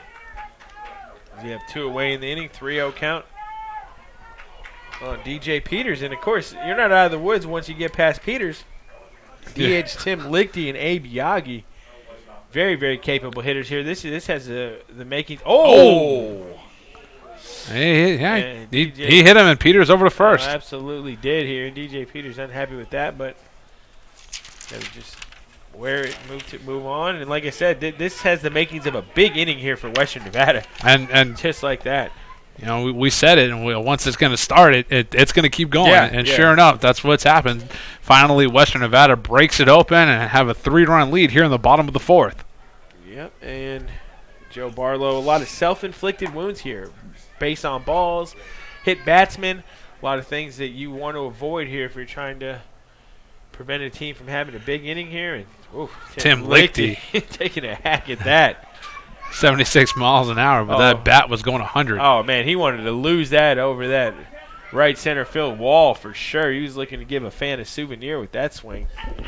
Tim Lichty definitely more than capable. Like I said, Lichty, 10 home runs, 51 ribs on the season, so he can get it done. And Barlow throwing another one in the dirt. Past 6 pitches, 5 of them have been balls. Yeah, we have nobody in the Bruin bullpen. Yeah, I just looked over there. I was kind of shocked to not see at least one arm warming up there, but you got to think it might be time for DG Nelson to get his bullpen working here. This is a very high-stress inning for Joe Barlow, and this could spell the end, or he could be at least near the end of his rope. Well, there's a good strike right there once again. Gets him with the breaking ball. Nice stuff. Every time I say Joe Barlow's on the ropes and in trouble, he comes back and makes a heck of a pitch. So I should probably quit finishing the guy off and calling him done here because, like I said, when he makes me look foolish. Always willing to make a good pitch at my expense here. Joe Barlow needs to make one to get out of this inning here and stop the bleeding. 1-2 pitch. High. I felt like that fastball was coming in more in the zone. Now he's kind of it's everywhere. You know, he doesn't even know when it leaves his hand where it's going to go. That pitch, you know, obviously he wanted probably something low and away, but somewhere in the zone, and that almost got over the catcher's head, Cam Benson. And the 2-2. Taken in the left field. That one's going to land in foul territory. Oh, wow. Oh, Peterson almost had it. Man, Peterson sold out for that. In foul territory. Almost came over there. Actually, he overran it by like a foot. Yeah, I was going to say, I think he overran it and almost had to reach his glove back for the ball. He got there quicker than the ball did. And give Peterson a lot of credit for trying to sell out and get the final out of this inning. Long bottom of the fourth here for the Bruins and Joe Barlow here. And I know he was so close to that last one that allowed 2 runs to come around and really did what he could to try to make a play on that one. Yeah, absolutely did. 2-2 remains. Barlow sets and delivers. Another ground ball left side going foul. Lichty right on top of that ball here. Like I said, he's seeing the ball well out of Joe Barlow's hands. Joe Barlow is not fooling Lichty at the plate. And number 7, the lefty here, looking to really, really put a charge into one, which he's capable of. 2 balls, 2 strikes, 2 outs, bottom half of the 4th inning. Game 5 of this tournament. WNC leads Salt Lake 3-0. And another 2-2 pitch. Fouled off again. And we'll do it again. Yeah, exactly. Lichty, the DH. He's enjoying his time on the field. He doesn't need a glove. All he needs is the bat and really making a name for himself at the moment. And we'll see who wins this battle. Yeah, this has been a war of attrition here between Joe Barlow and Tim Lichty. Like I said, Lichty looking to put one into play. Hey, there he does, over the right side. Into the glove of the right fielder Lane. Didn't even have to move for that one. Came right at him. Gets the 3rd out. But the Wildcats finally break up the tie, adding 3 runs as we head to the 5th.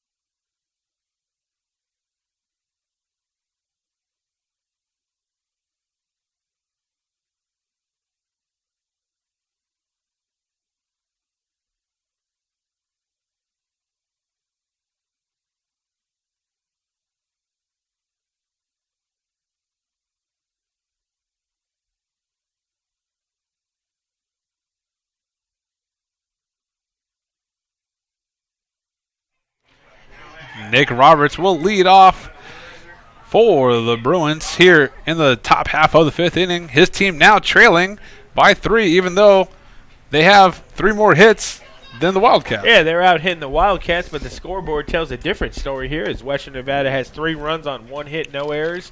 No runs, 4 hits, 1 error for the Bruins. And Young comes set to deliver the next pitch, which is taken low for ball 2. Like you said, it seems like the score would be reversed almost. Western Nevada, very, very weird start to this game here. 3 runs on just 1 hit. And it's been an interesting start to this ball game. And not even start now. Can't call it a start. We're about halfway through. Exactly. Matt Young, moving a right pitch along. away from putting one on. Hits the zone instead. Yeah, nice job there. Nick Roberts has to wait at least for one more pitch.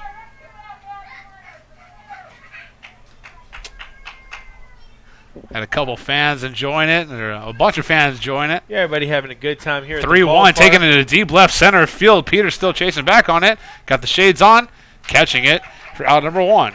Yeah, like I said, the young kids out here having a good time at the ballpark. Everybody enjoying themselves. It's exactly what you want to see. Once again, a beautiful day. Last time we were here, a lot of rain. Yeah. This time, exact opposite. Beautiful day and exactly what you would expect for Henderson, Nevada. Absolutely. Well, this is baseball weather here. This is exactly what you want in a tournament setting where the games mean as much as they do. You don't want the elements to be a variable, an X factor, if you will, in the outcome of the games. And a lot of times the weather has been this season. Coyotes have been bitten with some tough weather days. But, yeah, a tournament like this, perfect setting, perfect backdrop here. Once again, Young falling behind. 2-0. Anything all Mitch Berryhill has to do is wait for his pitch and then send it on a ride. Oh, absolutely. Mitch Berryhill, like I said, he's one of the toughest outs in the entire Scenic West Athletic Conference here. Like I said, 2016 batting champion, all-conference performer here. Congrats to Mitch Berryhill. 434 average, well-deserved. 2-1 pitch. Ground ball right side, right into the glove of Nist for out number 2. And Mitch Berryhill retired here for the second time, 3 unassisted. This goes to the bag, and that's going to bring up second baseman Skylar Mahoney. Mahoney 0 for 2 today, grounded back to the pitcher in his first at-bat, grounded out to short his second time up. See if you can put it in the outfield.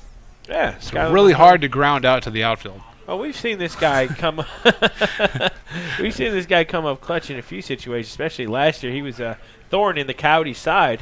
Seriously. As we eventually did win the Region 18 tournament, but we had to go all the way down to the final game. And the second game here in Salt Lake City forced a decisive championship game on that Saturday. We were able to win with the help again of Nate Bennett. Ground ball left side. Oh, getting up there was Bell. Bell nice. Across the diamond to Nist. In Chad time Bell, what a out play. Number 3. 3 Absolutely. up, 3 down. Excellent play by Bell, the third baseman, as we head to the bottom of the 5th.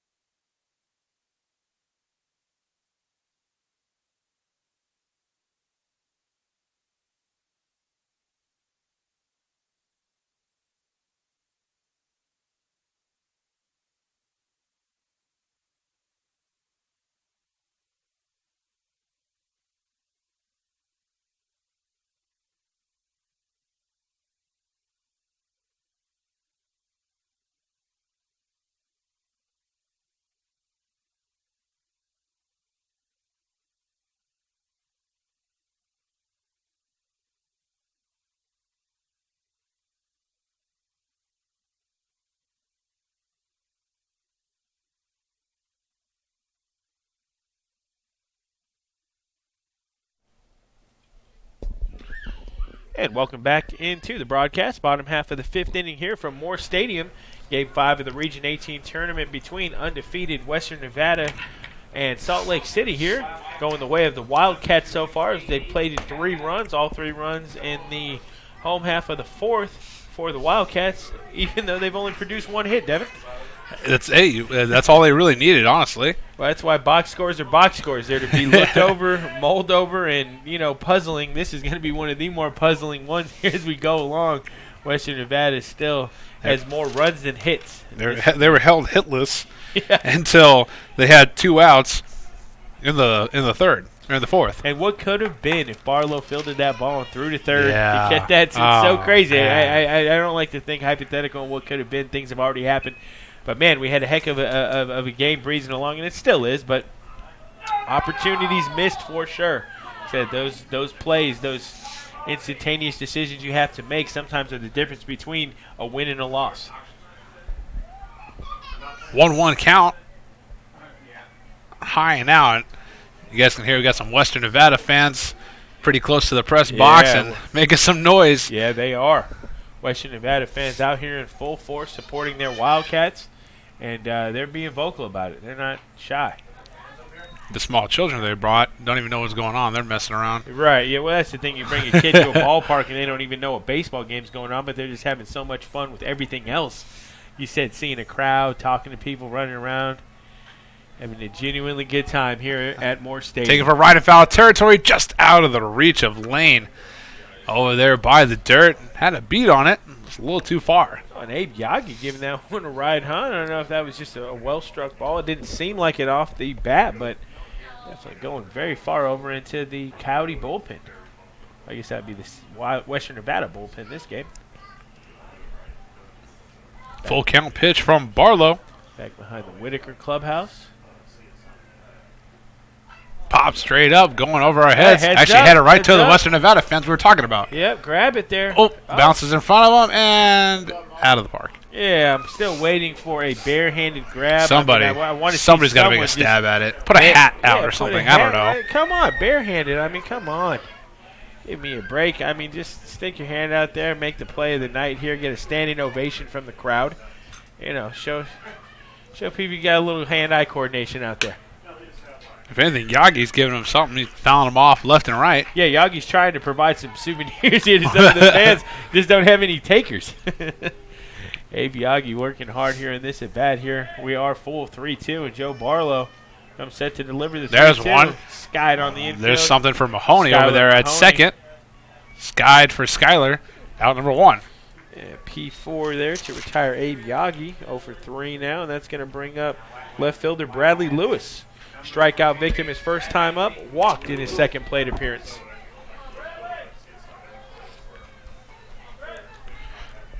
Opportunity here. 1 down. I'm sure Barlow would love to put the bats back in the Bruins' hands. Nice breaking ball. And on the flip side, too, I'm sure the Bruin dugout would be very, very elated here if Joe Barlow was able to have a clean, easy inning here, get to the top of the 6th, and then try to figure out where they're going from there. But Salt Lake needs to mount an offensive rally. Joe Barlow's pitching fine, and 3 runs shouldn't be enough to discourage your starter. He's actually done a really good job out there. Jaden Hartle gave up 4 early runs to USU Eastern, and then threw 4 scoreless frames here to complete 7 innings in the first game of this tournament. So Joe Barlow doing a really good job. His offense just needs to pick up the pace for him, get him a couple runs. 0-2 pitch on the way. Ooh, high and in. High and tight. Little chin music. Yeah. Salt Lake's left 5 on. Western Nevada's left 7 on. So if anything, Barlow's only allowed 1 hit. Yeah. But it could have been a lot worse. Yeah, it could have. And so the rest of his Bruin team has to come on around another one high and in, just getting away from Barlow. I don't think those are purpose pitches. I think not at all. Barlow was locating that heater where he wanted to early. Now that ball's coming out of his hand. He has no idea where it's going. It doesn't have the same velocity. He definitely doesn't have the same control of that fastball. It's not. He can't spot it like he was in the first couple innings. 2-2 pitch. Breaking ball, tried over the left side. Gets caught by Hall for out number 2. L6 there to retire Bradley Lewis. And with 2 away in the inning, that's going to bring up Wildcat first baseman Daniel Nist. And Nist has had a rough day. He got hit by a pitch the next time he walked, but those pitches were trying to hit him in his second at bat. So Daniel Nist, a magnet for the baseball here in this game between Western Nevada and Salt Lake. Let's see if he can avoid getting touched up again. 6'5", just can't. It's a big target. Yeah, it's a big target. Like I said, It's a lot of length, a lot of arms, elbows. And high and in, so if anything, he's not going to be close to the bag. So throw some heat on the inside and try to jam him. Yeah, exactly. They try to get in his kitchen there. Joe Barlow trying to come high and tight, trying to saw off Daniel Niss, take the power out of that bat. The breaking ball misses low. 2 balls and no strikes here, but like I said, Joe Barlow has done a very admirable job. Like I said, I expected to see Lincoln Clayton here. Obviously, Salt Lake maybe saving Clayton. If they do happen to lose, if the score stays how it is, they will need to win an elimination game against CSI tonight. Someone will. Now misses, or hits with his own for a strike 1. That looked like a ball as well. I thought it missed, but don't play an umpire saying it caught a little bit of the edge of the plate there. It's going to be called strike. 2 balls, 1 strike. Oh, breaking ball gets through there as well. Beauty of a breaking ball there by Joe Barlow. One of the best I've seen him throw all day. 72-mile-an-hour bender finding the inside part of the plate for strike 2. And Barlow's 2-2 pitch. Taken for a ride over to the right side. Playable. Who's going to get to it? Mahoney. It's Mahoney. A little over the shoulder catch for out number 3. And with that, we head to the 6th inning. Western Nevada leads 3-0.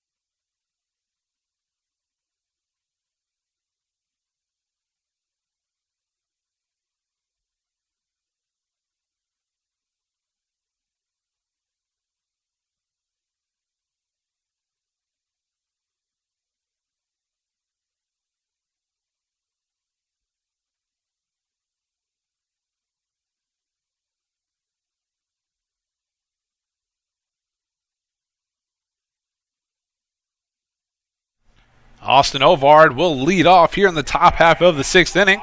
His team has 4 hits, 5 left on base, no runs to short for it yet. But Matt Young delivering his first pitch low and away. Let's see if he can give him a couple opportunities to put one in play. You got Peterson on deck, Kavanaugh, the DH, in the hole. Lefty Young still out there, dealing. Ground ball left side. That one's going to get through the hole, and a leadoff hit for Austin Ovard. Puts one on first. 5 hits total for the Bruins, still searching for their first run. Now we're going to see Trevor Peterson, who is 1 for 2 on the day with a single. See if he'll bunt him over. Bell over there at third base. Was playing on the grass, kind of backed off a little bit. And maybe Peterson lays down the bunt. Maybe he swings away. First pitch. High and out. Western Nevada fans like that pitch. Clearly up here, though, we knew that wasn't close. No, definitely a ball. You don't want to. I mean, like I said, it's one thing to try to will a pitch and like a pitch to be a strike. It's another thing to be a little bit out of line with your zone here. Yeah, exactly. That's exactly what that was. They wanted that to be a called strike. And we got scoreboard showing 3 outs. We know that isn't accurate. We've got no outs here. 2 balls, no strikes, no outs in the top half of the 6th inning here. Salt Lake City looking to mount a rally here. There's a shot in the right center field. Going to get it is Peters, though. Catching it. He got the shades on the hat, not even on his face. Gets that one. Yeah, DJ Peters, super cool out there with the shades on top of his hat. F8. I think he just moved it back down to his face. Right, just in case. He's like, all right, maybe got away with that one. Yeah, exactly. Like, oh, that ball got on me quick. I'll go ahead and put these on now. Now you have the DH, Mitch Cavanaugh, at the dish. Still with a runner on first base, and Ovard. See if they decide to send Ovard and maybe bunt him on over. First pitch, high and out. You got Cam Lane on deck. Hall in the hole.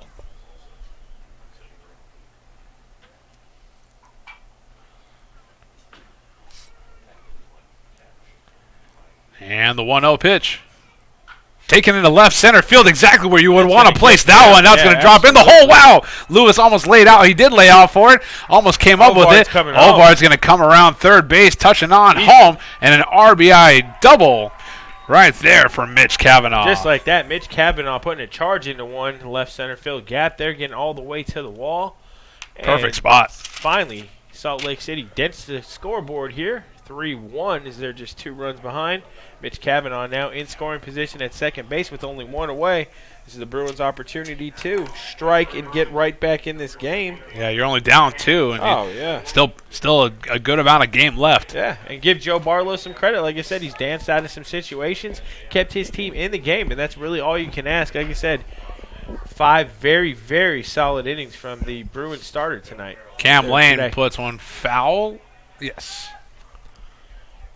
And Cam Lane here, don't be fooled. He put a shot over the left field wall here yesterday in the game. Salt Lake City defeated USU Eastern. So Cam Lane definitely has some pop in that bat here.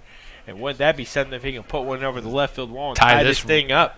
Yeah, tie real quick. Oh, it'd be only fitting, and it would be only appropriate that this game would go down right to the wire as well. So half-hearted swing, check swing, and maybe picked off at second base. Wow, he got a heads-up play from Salyers and Modler to get it. Kavanaugh trying to slide back in. What can you say? Mitch Cavanaugh just got caught napping out there at second base. I mean, he just did not. I don't know. I literally, he fell asleep. I mean, he's standing there. He needs to know. And for the catcher to even take it, step up from the stance, and think to throw over there. If you're Mitch Cavanaugh, you got to be diving back. I have an argument here from the Salt Lake City coach here, but the only argument should be between him and his player inside the dugout, asking him what he was thinking, not getting back to second base. Yeah, that was a tough player right there. I don't, not entirely positive why he was that far off of it. Right. Sure enough, Salyers did knock it down, so maybe he thought he'd get away from Salyers. Yeah, I guess so. Maybe took an extra step towards third, but sure enough, paying for it now as he heads back to the dugout, getting tagged out. Well, Mitch Cavanaugh, like you said, getting caught in no man's land there. And like I said, that is a huge, huge run, or potential run. Okay, I mean, you can't call it a run, but a potential run-scoring opportunity going by the wayside for the Bruins. And you're in the top of the 6th inning here. I mean, you got 10 outs left. Yeah, you're trailing by 2 runs. You got 10 outs left. I mean, these outs are becoming a commodity here, and you hate to just give them away on the base pass. Wow, that is some very, very shaky base running there by Mitch Cavanaugh. Matt Young definitely not complaining on the hill. He's got 0-2 count in his next pitch. Could put the Wildcats back in the dugout. Oh, yeah, Matt Young living right for sure here. Happy that went in his favor here. Instead of having a runner in scoring position at second base with only 1 away, he's one good pitch from getting out of this inning almost unscathed, only allowing run. 1-2 pitch. Matt Young looking to get dialed in here. Searching for his 4th strikeout. And he gets him looking. And there he goes. 3 outs in the top half of the 6th inning. But the Bruins do add 1 more run off of 1 hit. Headed to the bottom of the 6th, trailing by 2.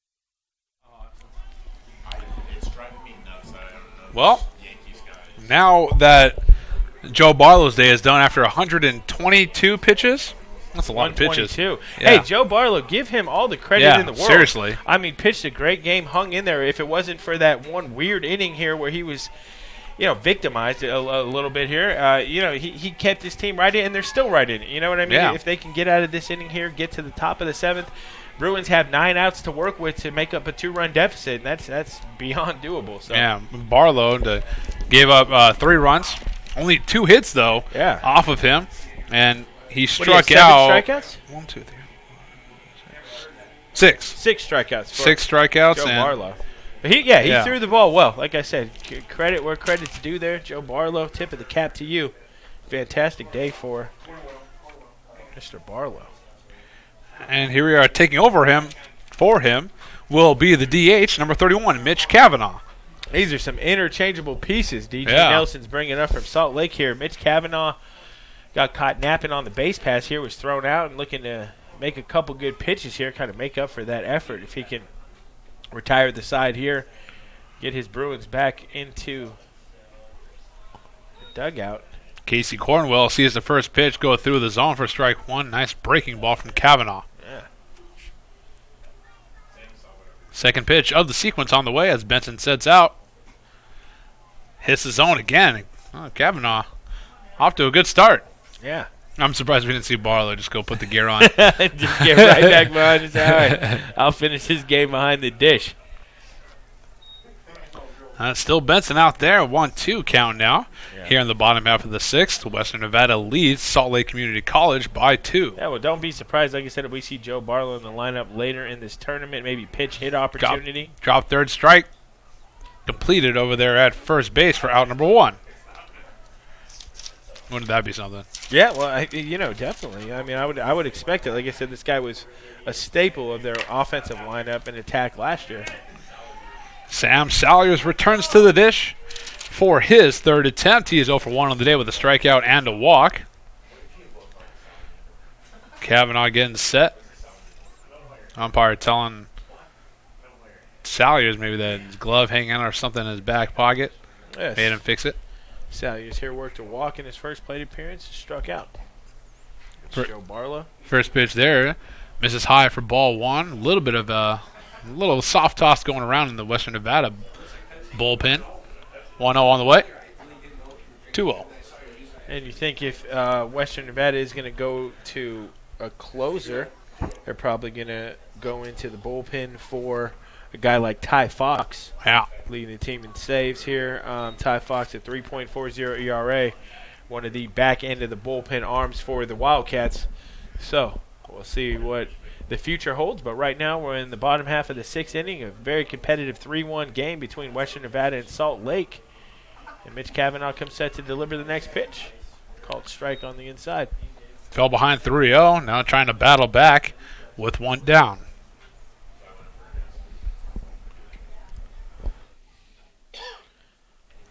David Modler on deck. Next pitch in there is a called strike here. He said David Modler on deck. And how funny is, like you said, Joe Barlow starting, Mitch Cavanaugh coming off his designated hitter role to relieve Joe Barlow. This is walks him here. Some interesting stuff. So now you got a double play opportunity for the Bruins. Hey, you got Salyers here working his 2nd walk of the afternoon here. Nice eye for the part-time catcher. Like I said, obviously we'll see some of Tim Lichty behind the dish as well. Like I said, he's a DH today, but we will also see Tim Lichty catching at some point here. So, top of the order for the Wildcats. David Modler looking to showing bunt. Nice bunt. Oh, picked up. He's going to try to go 2. Wow. I'm not sure what Mahoney was thinking. Well, excellent play, Benson. And Cam Benson, though, I mean, he had everything right except instead of throwing to the second baseman, Skylar Mahoney, should have tried to find the shortstop. Not entirely sure. On the bag, yeah. Mahoney Cody just Hall. caught it and was just hanging out. Well, I mean, he was a little bit surprised, dumbfounded, if you will, that the ball came to him and didn't go to Cody Hall. Cody Hall was there had to be some miscommunication there. He was covering second the entire way. You've seen him break for the bag from short. And maybe Mahoney thought it was foul. Wow, and Cam Benson, though, makes a heck of a play all for another naught. bunt again. Now he's going to try to go 3. Goes 3, gets the force out. Oh, he was off the bag.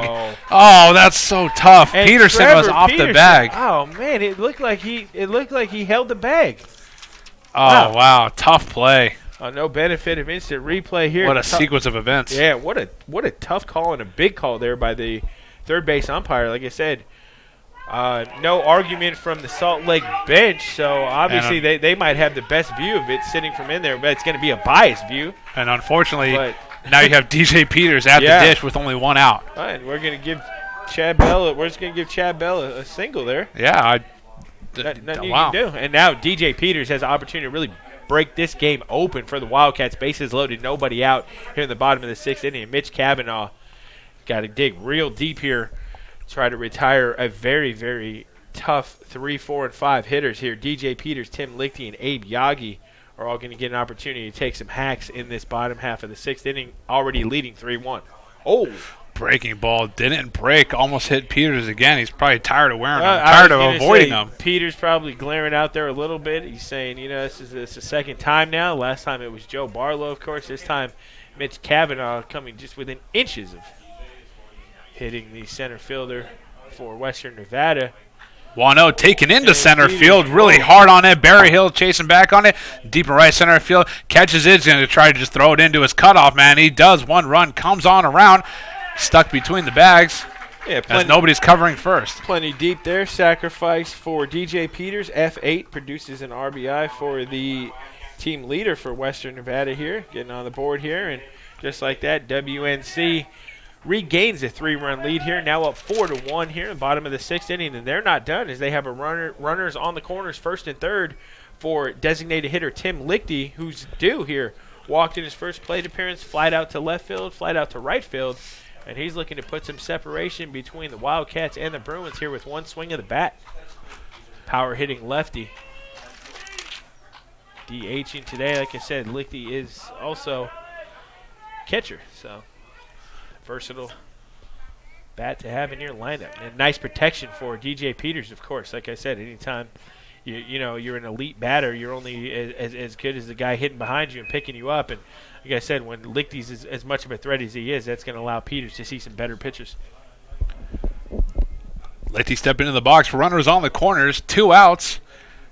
Cavanaugh searching for that final out. Mitch Cavanaugh. Gets one taking it to deep left field. That one's going out pretty hard. Roberts chasing after it. Lands in foul territory. Oh, boy. 335 is to the fence. That was about 330 just in foul territory. And Mitch Cavanaugh wiping the sweat off his brow there. That was a close call. Razor-thin call there as Tim Lichty just missed, putting a 3-run shot over the wall and really changing the entire complexion of this game here. 4-1 could have been 7-1 here, and Tim Lichty, like I said, looking for more here. He's hunting a fastball there, and when he got it, he didn't miss it. And Roberts was nowhere near close to it. He's not anywhere close. He's in respectable left field, but that was not. It landed right next to the line. Yeah, and if you're Mitch Cavanaugh, proceed with caution here the rest of this at bat. Like I said, Tim Lichty looking to barrel up one of these baseballs here and lose it over that wall here. Lichty looking to even best case scenario here for Mitch Cavanaugh. Retire Lichty, even if you do surrender the run from third here. That's a big out here. You don't want Western Nevada to rally. There's a shot in the left center field. Roberts actually in a better spot now, still making a beat on it. Catches it for out number 3, right in front of the Cannery Hotel and Casino sign out there in left center field. Nice job by Roberts to get to that ball. Exactly. Leaving 2 more on is Western Nevada as we head to the top of the 7th.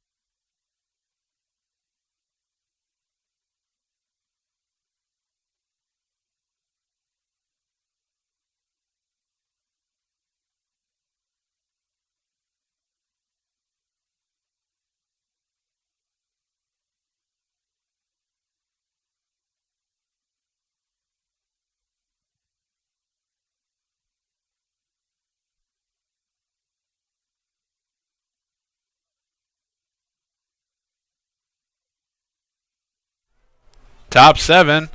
Bruins down by 3. Leading off, 4 of them will be number 1, Cody Hall. Cody Hall followed by Cam Benson and Nick Roberts, 7, 8, and 9 for the Bruins here in the top half of the 7th. And Salt Lake running out of outs here. 9 outs to a loss for the Bruins unless they can change their fortunes here with a rally in one of these innings here, which I wouldn't be surprised to see. But Matt Young has done a nice job out there. The lefty has controlled the pace the entire way for Western Nevada, and his offense has done just enough to stake him to a 3-run lead. That's a good way to put it. Just enough. Yeah. You know, they got 4 runs off of 3. His other shot in the right center field. That one's definitely going to land. Definitely. Ooh, one hop. Oh, that's a good away from Peters. He's going to round second. He's going to try to go 3? Yeah. No, he's going to hold up. Oh, now he goes. Go. There you go. Might as well. He's deep out there. He didn't realize how far away he was. And the thing about DJ Peters there is he almost tried to get too cute. He tried to deke like he was going to catch that ball, and then when it landed, it bounced away from him instead of going toward his glove. He had to change direction, and he wasn't able to get to that ball before it landed. And that's a huge opportunity here as Salt Lake City now has the leadoff batter at third base. They have to come up here with at least a couple runs to keep the pressure on Western Nevada. Leadoff triple goes the way of Cody Hall. Yeah, like I said, that was DJ Peters. Like I said, he tried to deke him. Yeah. Like he was going to get to that ball. Unfortunately, when it landed, it bounced the other way. Some solid spin on it. Yeah, it definitely had some English. Let's see if Benson can bring him on home. Only 90 feet away, cutting this lead in half. Yeah, absolutely. A huge run standing on third for the Bruins. And again, what could have been that Mitch Cavanaugh inning was cut down here at second base with only 1 away. There's a ground. Oh, the shot down the line just goes foul. I was going to say that would have stayed fair, even the grounder, if it would have been fielded by Daniel Niss. That would have easily plated the run here. No balls, 2 strikes here. Matt Young looking for a put-away pitch, seeing if he can get Cam Benson for a 3rd time today. He's struck out Cam Benson twice. He's kind of owned him. Let's see what the lefty has in store here. 0-2 pitch. Ground ball right side. That one's going to bring one on home. Modler will go over to Nist for out number 1, and now the lead is cut to 2. Good hitting there by Cam Benson going the other way for the RBI ground out 4-3. Put an RBI in the books for Cam Benson, and Salt Lake does get that run back here. So it is again a 2-run deficit, 4-2 lead for Western Nevada, and we're not done yet, folks. But Matt Young might be. Yeah, Matt Young might be done, is right. And they got a righty thrown around over there. Let's see. That hand up. Let's see who we got coming in. Yeah, there's someone coming on around. Let's try to get a number on this gentleman. The Wildcat dugout is emptying. They're going to meet Matt Young on the way in. Yeah, still haven't got a number on the guy. He's making a screen appearance. There he is. And, you know, Western Nevada. Tall guy as well. WNC has to be ecstatic about the performance of Matt Young today. Lefty did everything right here, kept his team right in the ball game, and did enough for them to win. Western Nevada Wildcat fans getting loud for their pitcher here, and rightfully so. He definitely deserves it. Matt Young here, a very good showing of himself. 4.48 ERA, 6-5 record on the season. He's definitely done well. And now you got number 16, Jordan Drybalis, up on the hill for the Wildcats. We'll give him several warm-up pitches, and we'll be right back.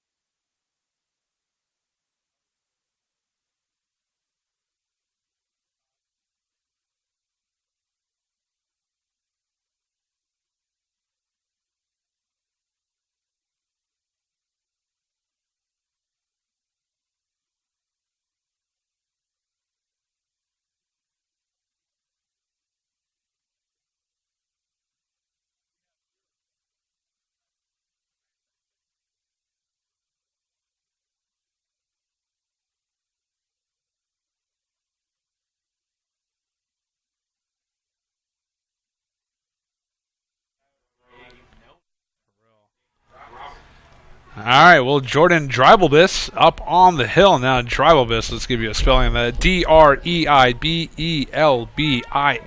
Dreibelbis. There you go. Devin says it better than me. I'm just going to nod and agree.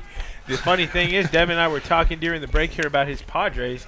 It's an unbelievable thing he just told me. He said, until last season, Matt Kemp became the first Padre to hit for the cycle. Yes, and we were the last team to hit for a cycle. With guys like Tony Gwynn, it blows my mind. Cam Cavinetti. Tony Gwynn during his career. Greg Vaughn. Amazing career. Yeah. Hall of Fame career. Didn't have a great day and hit for a cycle. Yeah, not a whole lot, and we're still searching. We brought James Shields around. Hopefully he'd get us a no-hitter so far, but yeah, not as of yet. Yeah, still the only team without a no-hitter, so my San Diego much. Padres. And James Shields may be We've had one trade hitters. bait as well. Honestly, Yeah, I've heard that. I've heard that he may be actually on the block here. So, interesting stuff. I go to Devin for all my Padre officialness here. So he's definitely breaking me down and letting me know that Matt Kemp, the only San Diego Padre in the history of the franchise to hit for the cycle. Yeah, thankfully he got him from the Dodgers too. Well, 1-2. Misses. Dreibelbis. Doing what he can. That's a fun name. very fun name. Fun. It's almost like a fun Scrabble name. Yeah, yeah, exactly. Driverless here. Comes set. Nick Roberts fouling another one off, keeping the 2-2 count alive with only one down. A big righty's intimidating coming down 12-6 with that ball. If you're in the batter's box here, you know, it's one of those things where you don't have to throw hard to be intimidating as a tall pitcher with some height. Like I said, he comes down that 12-6 delivery. He's got to be a little bit intimidating to the batter. That one's fouled off. He's got some nice movement on his pitches as well. Coming out of the pen. Finally, both teams into the bullpens.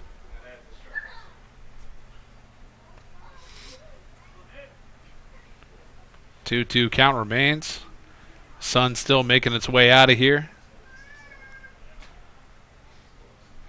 Dreibelbis is 2-2. Misses low and away, bringing the count full. Western Nevada fans getting loud at every ball called. Well, they're screaming for every pitcher. I mean, you can't have every borderline call go your way. Yeah. Those are close pitches, but maybe they're not. Full count, taking on the right side. Excellent battle won by Nick Roberts. Ninth batter in the lineup gets on with one out. Oh, yeah. Nick Roberts showing nice plate discipline and nice approach here in that at bat here as he was able to win the battle with Dreibelbis here. Line a ball into right field, and Nick Roberts on base here, and don't look now.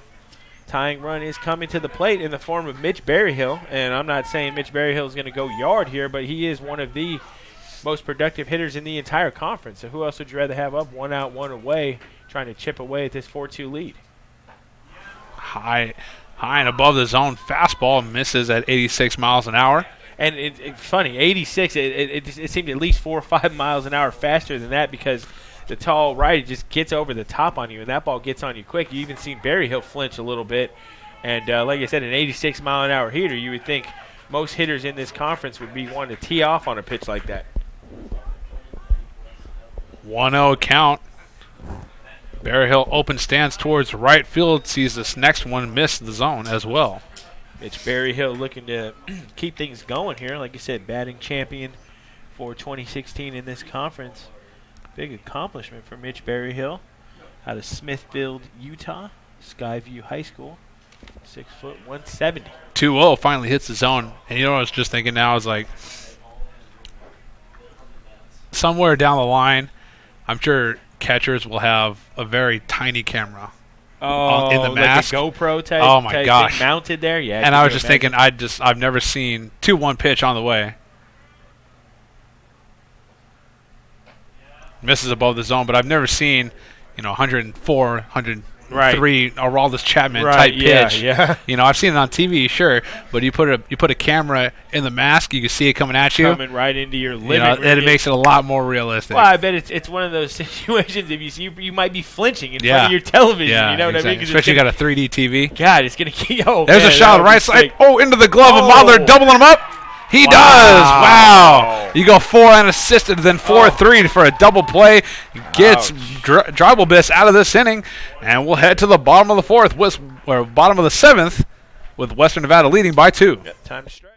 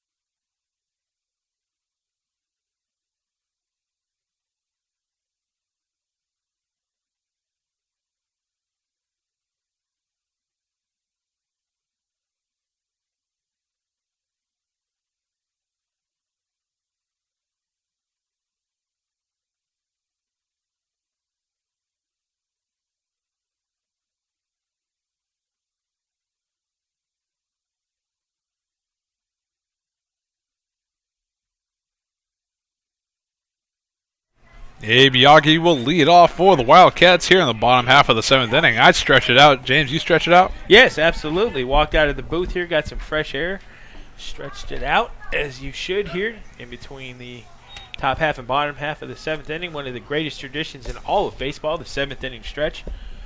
Fun time for everybody and a fun game we've settled into here. 4-2 affair, bottom of the 7th. Wow, that's a towering. Goodbye. I don't even worry about that ball. That ball smoked. Did it go fair? It goes fair. Yeah. Wow, solo shot right there for Abe Yagi. That ball was so towering. It went over the foul pole, stayed fair, of course, but that was a bomb by Abe Yagi. My goodness. Wow. I don't think I've seen a more decisive home run than that one. That was quite impressive. The moment that ball touched the bat. Goodbye. Yeah, it was looking like that Westmoreland home run here. Like I said, that thing got out of here in a blink of an eye. I mean, it was off the bat. Abe Yagi made solid contact, and the only question was it going to stay fair? Yeah. I mean, you knew that thing had the distance from the minute it was hit. Does end up staying just fair here, and it's good enough to make a 5-2 lead here in the bottom of the 7th. Give the Wildcats a little more cushion here. 5-2 game now. 1-1 count. Tough one for Kavanaugh to see that ball disappear. Yeah. Mitch Kavanaugh, like I said, he's got to be. Another shot. Shallow right field. Mahoney camping under it. Catching it for out number 1. Skylar Mahoney here. P4 to retire Bradley Lewis, and that's going to bring up Daniel Nist. Nist here steps in. Like I said, hit by a pitch. Walk, and popped out to the second baseman here. See what Nist has in store for Mitch Kavanaugh. Mitch Kavanaugh is still shaking his head, wondering how that ball was lost so far. Abe Yagi just launch pad home run. He's giving up a lot of pop-ups. That one's going foul this time. Coming right into the crowd here. No barehanded attempts as that takes one bounce and goes out of play. Back behind us here. Mitch Kavanaugh going to get back on the wagon here. Oh. There you go. Breaking ball. Fool's nest. Nasty little breaking pitch here. Daniel Nist. It's one of those ones where you almost could have swung twice. He was so ahead of it and took a hard hack and almost could have brought the bat back and tried to go again. 0-2. Taken into center field. Tough play. No, able to go get it as Hall before it hits the ground. 2 outs. Yeah, nice job by Cody Hall there getting to that ball. Looks like it could have had an opportunity to land into center field. Instead, it lands in Cody Hall's glove for out number 2. And that's going to bring up shortstop Casey Cornwell. Casey here walked and struck out. His previous plate appearances here. First opportunity against Mitch Kavanaugh. First 2 times up were Joe Barlow. That first pitch misses high and out. High and in. And Mitch Kavanaugh here looking to just get his Bruins back into the dugout and on the offensive here. Ground ball right side.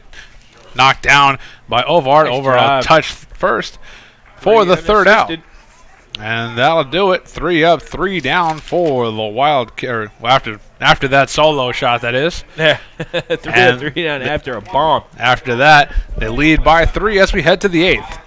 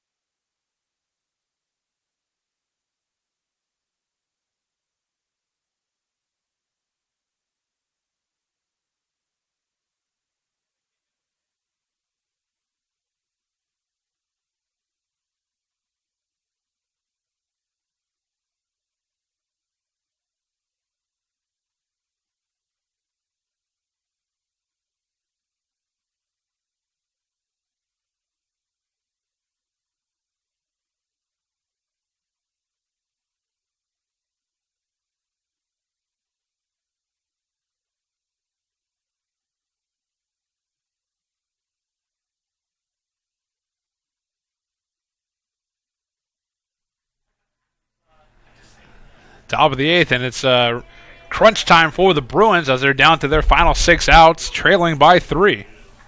Yeah, crunch time here for the Bruins as they're looking to maximize these 6 outs they have left here to play with. They got to now make up a 3-run deficit again after that tape measure shot from Abe Yagi here. And dribble is here. First pitch is called strike, catches the outside corner here. Salt Lake City. There's a shot right up the middle. Exactly what you need from your leadoff man to get on there, and Mahoney over there at first. Beautiful piece of hitting there by Skylar Mahoney, putting it back up the box here, getting the leadoff runner on, and Austin Ovard, 3, 4, and 5, going to get a chance to take some hacks. Austin Ovard, Trevor Peterson, and then we'll see. Now, does Mitch Kavanaugh, is he stay in that spot and hit in the 5 spot? Because that's what I'm pitching? thinking. Yeah? Okay. Yeah. So that's what I was thinking, too. I thought Mitch Kavanaugh, so we're going to see Ovard, Peterson, and Kavanaugh here take some hacks. Top half of the 8th for the Bruins. Have to have it. Got to get at least a run or 2 here and get back within this game. Next pitch misses high and out. Striking distance is still within range here, a 3-run deficit, but you don't want to tempt fate any further here. Get anything going. 1-0 pitch on the way. Dreibelbiss checking over there at first. Mahoney not going to take a big lead, and Dreibelbiss will step off. Mahoney's not going to go anywhere. He doesn't have to worry about it. Smart base running. 1-0 on the way. This is outside again. This is where Dreibelbiss just really needs a pitch to contact. Yeah. Induce a ground ball. And let your other Wildcats take care of it for you. Yeah, let your defense work for you. Trust your stuff. Like I said, you have a 3-run lead. Got to get 6 outs before the other team produces 3 runs. So pitch to contact, throw strikes. Trust your stuff and trust your defense. 2-1 count now. And nobody down, 1 on. And Dreibelbiss here would be living dangerously if he allows Austin Ovard to reach here. It's definitely a situation that Salt Lake City has been coveting here all day, an opportunity to hit with runners on and runners in scoring position. Let's see what Austin Ovard has in store. Ground ball left side going foul. You see a huge hole they're playing Austin Ovard absolutely to pull here, as you see a giant gap between the shortstop and the third baseman here. And there goes the shift as well. Lewis out there on left, moving towards left center. But if anything, the lines are clear. You got to try to lay a bunt down right here. If you're Austin Ovard, I mean, they're playing you to pull. So look how far back the third baseman is. Yeah. If he can get a bunt down on the left side, I mean, he's going to walk to first. Taken into left center field instead, although drop in front of Peters. And there's a base hit right there for Austin Ovard. Nice approach there by Austin Ovard. Like I said, it would have been interesting to see if that at-bat continued. If he did try to lay a bunt down on the left-hand side, the way the shift was positioned, I mean, like I said, if he could have got a bunt down on the grass, he's walking to first base. And now runners on first and second, and the tying run at the dish in the cleanup man, number 28, Trevor Peterson. Yep. The ball game's happening right in front of us here, Dev. Top of the 8th inning. This is going to be the Bruins' best opportunity to get back in this game. Trevor Peterson, 4, 5, and 6 for the Bruins here against Justin Dreibelbiss. They're going to need to make it happen. So where you got to taking to the left field, and another single comes on in. They're going to hold everybody up. Yeah, station-to-station baseball, but single from Trevor Peterson, and Dreibelbiss is getting hit. I wouldn't say hard, but he's getting hit around a little bit here. And that, like you said, he's faced 5 batters since he came in after 1 out in the 7th inning, and in those 5 batters, 4 have gotten singles. Yep, absolutely right here. Keep it but going. All of them making contact. And pitcher Mitch Kavanaugh, funny to say that, helping out his own cause. Yeah, looking to help out his own cause here for sure. And you got Ty Fox throwing around in the bullpen for the Wildcats to come in, just in case. And I would imagine this is the case. Well, we predicted that a little bit earlier, and it looks like we will see Ty Fox for sure. He's getting loose here, and this could be. Oh, and that one goes in the dirt, knocked down by Salyers. This could be the last batter that Dreibelbiss sees here, depending on the result.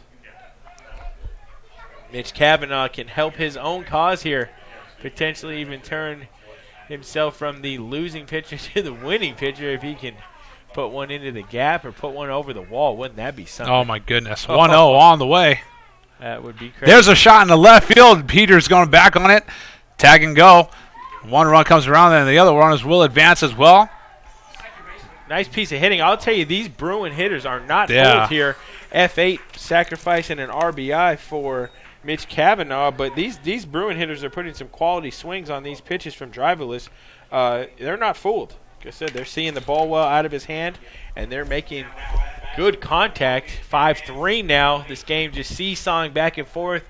A run in the last three top half of the frames for Salt Lake City, and runs in the bottom half for Western Nevada. And how big was that solo shot from Abe Biaggi? Yeah, exactly. Because Really right now needed that one. we'd be looking at a 4-3 game with one away, runners on the corners. I mean, that'd be anybody's game. That Abe Biaggi shot giving Western Nevada just a little bit more room to breathe. But Dribble is here laboring. Cam Lane sees that one hit through the zone. And as we say, Cavanaugh helped under his own cause. Yeah, and I'm telling you, Cam Lane put a shot over the left field wall yesterday. This guy definitely does have long ball power here. He could tie this game up or put the lead back in the Bruins' hands with one swing of the bat. For the first time of the game, wouldn't that be something? Flip the script on and take the lead in the top half of the eighth inning. That would be. Oh my goodness! That would be a huge. That would continue on this crazy day of baseball. It would just make sense, and it would just figure that that's exactly how it would end up happening for us here after everything we've seen today. And we're now trying to finish our second game. We still got a whole other game after this. Oh, my goodness. And an elimination game nonetheless. That one's going to be a lot more tense. Definitely is. 0-2. Wow, just misses outside. Looks like the Western Nevada fans have settled down and arguing with the umpire from the stands. Yeah, well, like I said, the Western Nevada faithful here pushing for every call. When I say every call, I mean they think even borderline pitches, balls should be strikes, but this is the real world. You're going to have to deal with what the umpire is calling behind the plate. A breaking ball, waited on it, waited a little too long. Cam Lane's going to sit on down. And we got 2 outs here in the eighth. A beautiful pitch there by Dribeless. What can you say? I mean, that's exactly the pitch he needed to make in that situation with runners on the corners here. If he can strand that runner on third, that could be what closes it out for the Wildcats. You got Cody Hall at the dish, probably the hottest bat in the lineup. He's 2 for 3 with a single and a triple. Did strike out one time as well, and I'm sure Dribeless would like him to strike out one more time here. First pitch on the way. Low and in for ball one. Low and in for ball one, and Cody Hall here looking to do something with the bat. Cody's been relatively quiet. Well, no, actually, sorry. He has a triple and a single. In between those 2 hits is a K, so Cody Hall more than capable. Like I said, a single here, and it's a really interesting ball game, believe you me. He said Western Nevada hoping to not have to hit in the bottom half of the ninth if they have their way, obviously. Yeah, but, of course. Yeah, this is tense times here. Like I said, Dribeless need to make a pitch, and it looks like Ty Fox is getting ready specifically for the ninth inning here on the Bruins. So this is still Justin Dribeless' game. You got Ovard over there at third, Peterson at first, both waiting to be advanced. 2-0 pitch. Taken in the left field. That one's definitely going to get hitting. down. A nice RBI single brings Ovard home, and the lead is reduced to 1. Oh, and the Bruins bench here getting a little bit fired up here as they see their team now within a run in striking distance indeed. They have runners on first and second here, 2 away. Exactly, tying Ron at second. Go ahead, Ron at first. And Cameron Benson stepping into the box, a lefty against the right-handed Dribeless. The righty Dribeless. And although it would have been Dribeless, but I would imagine they're going to Fox right now. Got to see Ty Fox here. There's no way. I mean, like you said, we've seen it a lot during the regular season where you were talking to Kristen Scott about that, A.J. Jones' mother, just about how managers have left pitchers in one batter too long, one pitch too long, and it's just come back to haunt them. Looks like DJ Whittemore here doesn't want to play any games. He needs to bring in his closer, Ty Fox, to try to close this one out. Yeah, he doesn't want to test it. Yeah, not at all. Don't tempt fate. Don't poke the bear. The Bruin, that's a good call. There you go. Absolutely. Definitely don't poke this bear because this bear is woken up here. This Bruin is is active here at There they go. 12 hits. Just called for him, and Yep, that's good. we're going to see Fox. So, allow Fox to get several warm-up pitches. Probably going to start turning the lights on here in a second. Don't forget to follow us on Twitter at CSN Coyotes, and we'll be right back.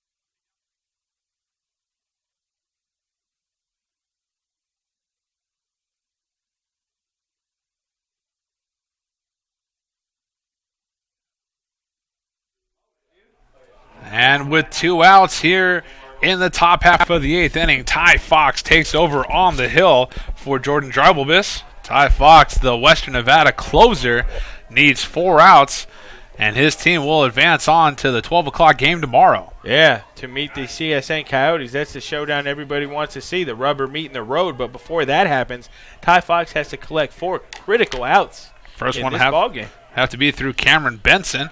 First pitch outside, and with the ball, here comes the cheers from the Bruin faithful. I was going to say, listen to that Bruin dugout here. The fans are definitely outnumbered, but the WNC fans have quieted down here since the Bruins have started rallying. They've scored 4 runs in the last 3 innings, putting the pressure on.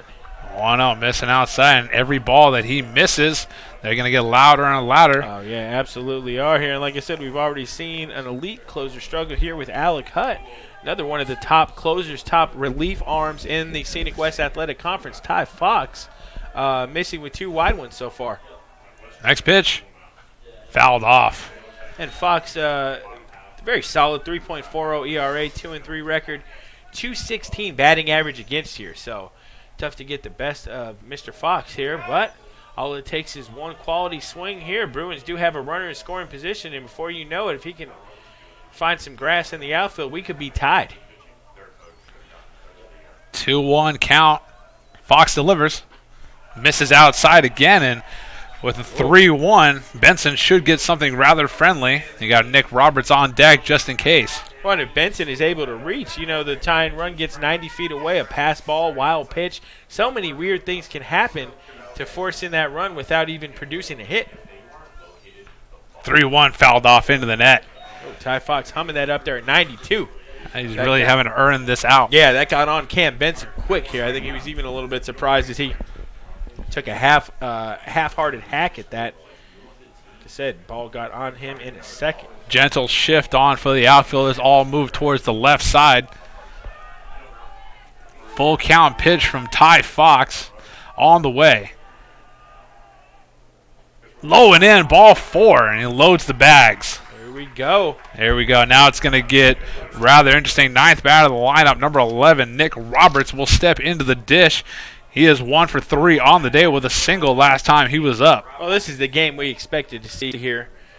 You know, two very, very evenly matched competitive teams here, the 2 and 3 seeds in this year's Region 18 tournament, playing for the right to advance tomorrow and play CSN in the opening game and get themselves a berth in the championship game with a win. But that's far away for both of these teams here as the game is hanging in the balance. Ty Fox has bases loaded, delivers to Nick Roberts. First pitch, good on Salyers behind the dish to lay the glove in the dirt and stab that one. And that was exactly what we were talking about a little bit ago. You know, you got the runner on third, the pressure is there, the wild pitch, pass ball, and Sam Salyers saving Ty Fox there with that great stab. Keep that ball in his glove. You got Peterson over there at third. Hall on second, Benson on first, and another ball thrown by Fox. And it's going to bring out Salyers to go talk to him. And listen to this pro WNC crowd. I mean, they're really upset that that ball wasn't called a strike. I mean, it can't be called a strike if it's not in the strike zone. I mean, that was low. Ty Fox is having trouble locating any of his pitches. And it's got to be tough. I mean, you got the sun right in his face. It's going down into the zone, but it's literally right in his face. Yeah, absolutely. You know, all the way out on the west side of the valley. Yep, and some tough shadows at the plate here for the batter. It's interesting to see that ball coming out of the sun into the shadow, back into the sun here as the shadows are starting to creep over home plate here as we got maybe about an hour of sunshine left. 2-0. Fouled off. Wow. Wow. Well, at least Roberts is making contact here, not afraid to swing the bat, and all he really needs to do is put one in the ground or lift one up a little bit high. Just either way, put it in the outfield, you got a tie game. Oh, yeah, Nick Roberts here looking for more here. He's looking to put one in the gap and give his guys a lead here. Forget the tie. I mean, I think Nick's thinking long-term here, big picture. Foul ball called. Foul ball at the plate. That was a tough one. Umpire hesitant calling it. Called it foul. 2-2 pitch, or 2-2 count with 2 down and bases loaded.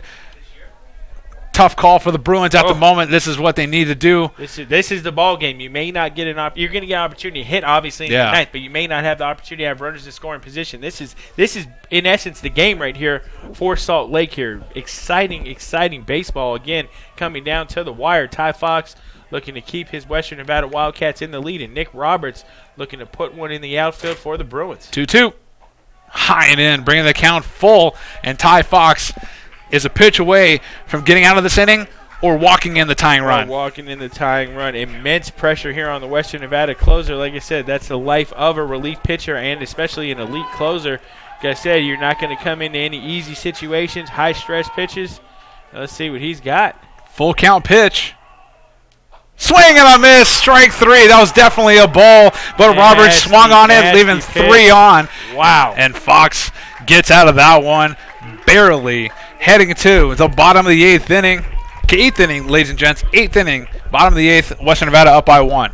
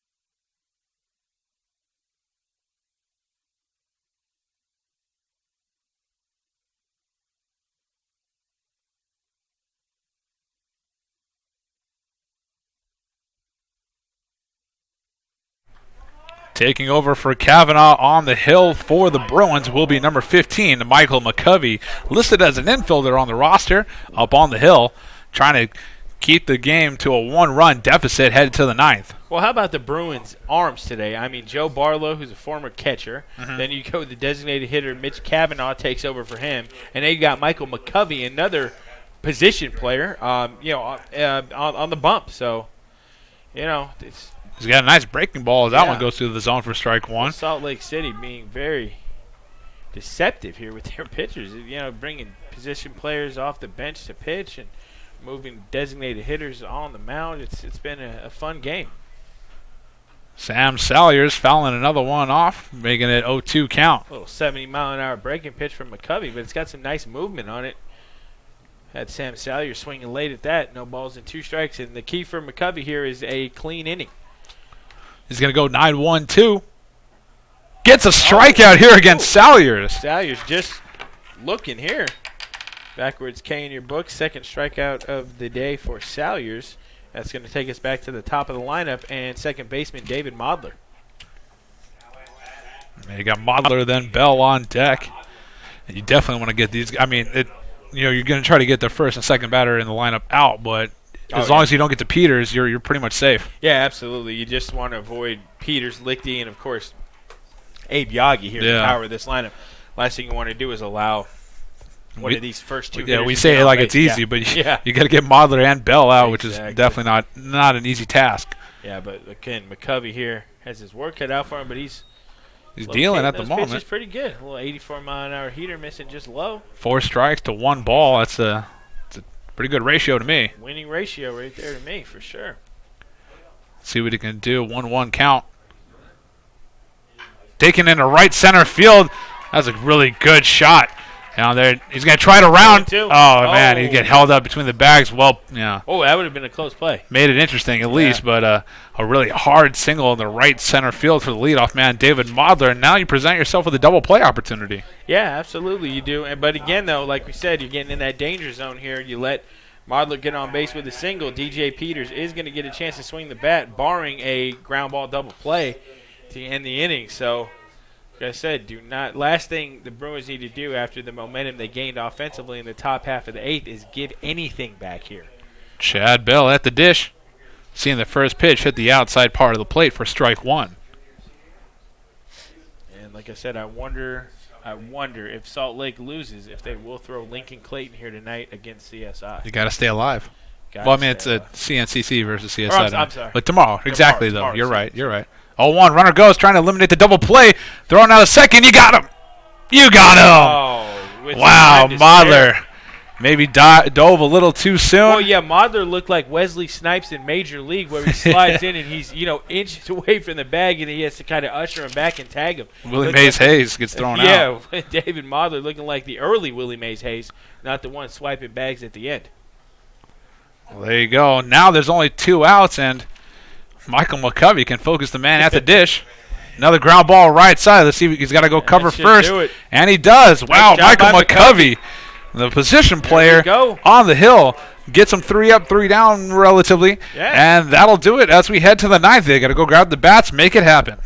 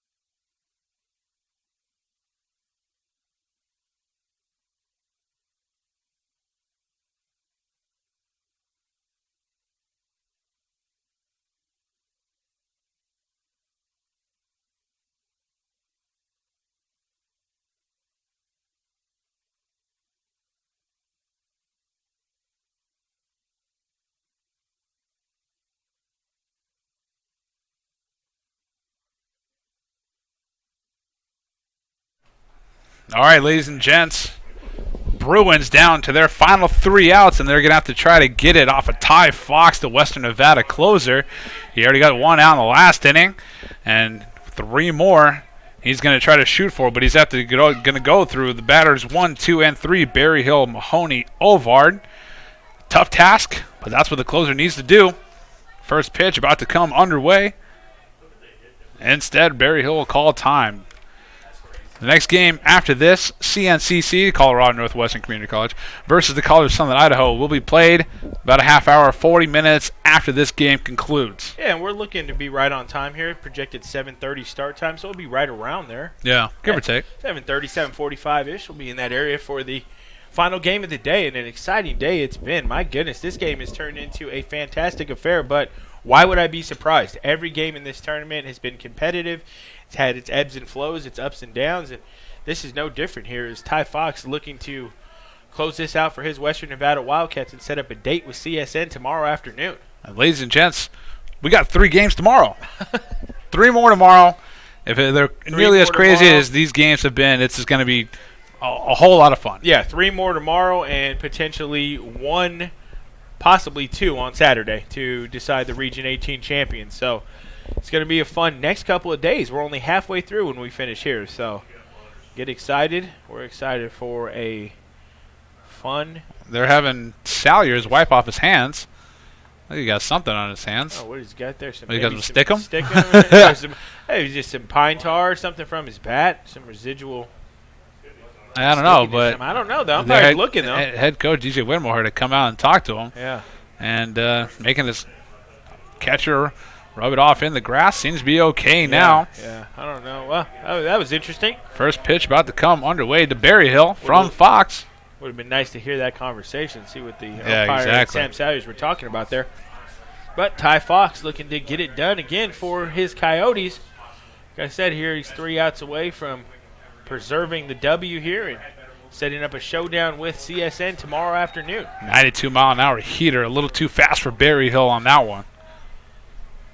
Mitch Berryhill got to choke up a little bit, maybe start his swing a little earlier if he's looking to get at that 92, 93-mile-an-hour burner from Ty Fox. Another one, 91-mile-an-hour. 91 right on the black here, inside part of the plate. And now Berryhill's really up against here. 1-2 count. He's going to have to protect and watch out. Ty Fox has a wicked, wicked breaking pitch that he can snap off at any time.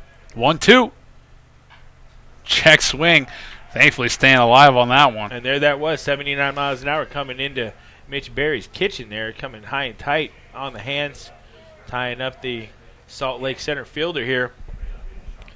And him an opportunity, not giving him an opportunity to get his arms extended. 1-2 pitch. Taken into the center field. That's going to get in there. Modler not able to handle it. And a leadoff single for Mitch Berryhill. Of course. Why would it be easy? Mitch Berryhill making life difficult. A 1-2 pitch, lining that up the box here for a single. You don't. And now the Bruins are cooking. Oh, you don't lead the conference in hitting for nothing here. Mitch Berryhill is not some easy out by any means here. And like I said, this game is going to come right down to it. You already know. Don't think that there's anything that could potentially happen that hasn't or won't. You got to send him. Eliminate the double play. Got to. You got to send a bunt. Something. Move him over to second now while you got the chance. Well, and Berryhill's got some giddy up. He's got some legs. He's got some quickness. Straight steal potentially. First pitch at Mahoney. Thought about it. Went through the zone. 92 miles an hour. You got to keep an eye on Salyers as well. Not really getting it back to Fox as cleanly as you'd like. Would it shock you here if Mahoney laid down a bunt here just to get his leadoff runner? No, that's what I'm saying. Do it. 4 batters. Yeah, I think that Do it. Skylar Mahoney handles the bat well. You got to try to get this bunt down. Doesn't look like he's trying to. Alman gets in the dirt. Salyers keeps in front of him, so if anything, you throw another one in the dirt and you give a free base to Berryhill. Yeah, absolutely. Absolutely. Throw another one in the dirt, like you said here, and you may not have to potentially worry about a bunt or not here, as Berryhill could be ushered over to second base if the ball goes in the dirt. So let's see. 1-1 gets fouled off. Good cut, just a little too slow on that 89-mile-an-hour heater. Tense moments here at the ballpark. Like I said, Western Nevada College hanging on for dear life as the Bruins have started a late charge here. Started in the 6th inning, scoring a single run in the 6th, single run in the 7th, 2 in the top of the 8th. And like you said, trying to get something cooking here in the top of the 9th. 1-2 pitch. Ground ball left side be into the glove of Bell. Bell's going to try to go 2. And they double him up. Wow. Wow. Excellent play. You go Bell. And then, 5-4-3. 5-4-3 in your books. And that could be the nail in the coffin of the Bruins here, at least in this first game. Got to take all the wind out of your sails there. That 5-4-3 double play. Austin Ovard, the last chance for the Bruins. It'll be a tough call. You got Ty Fox doing what he needed to do. Looked like he was exposed on the first batter, and then gets the double play. And Austin Ovard induces the ground ball, and just like that, Ty Fox looking like $1 million if he can finish off Austin Ovard and get his Western Nevada Wildcats into the winner's circle. Like I said, CSN and WNC tomorrow, 1 out away from being confirmed. I said can't wait for that game. 1-0 pitch.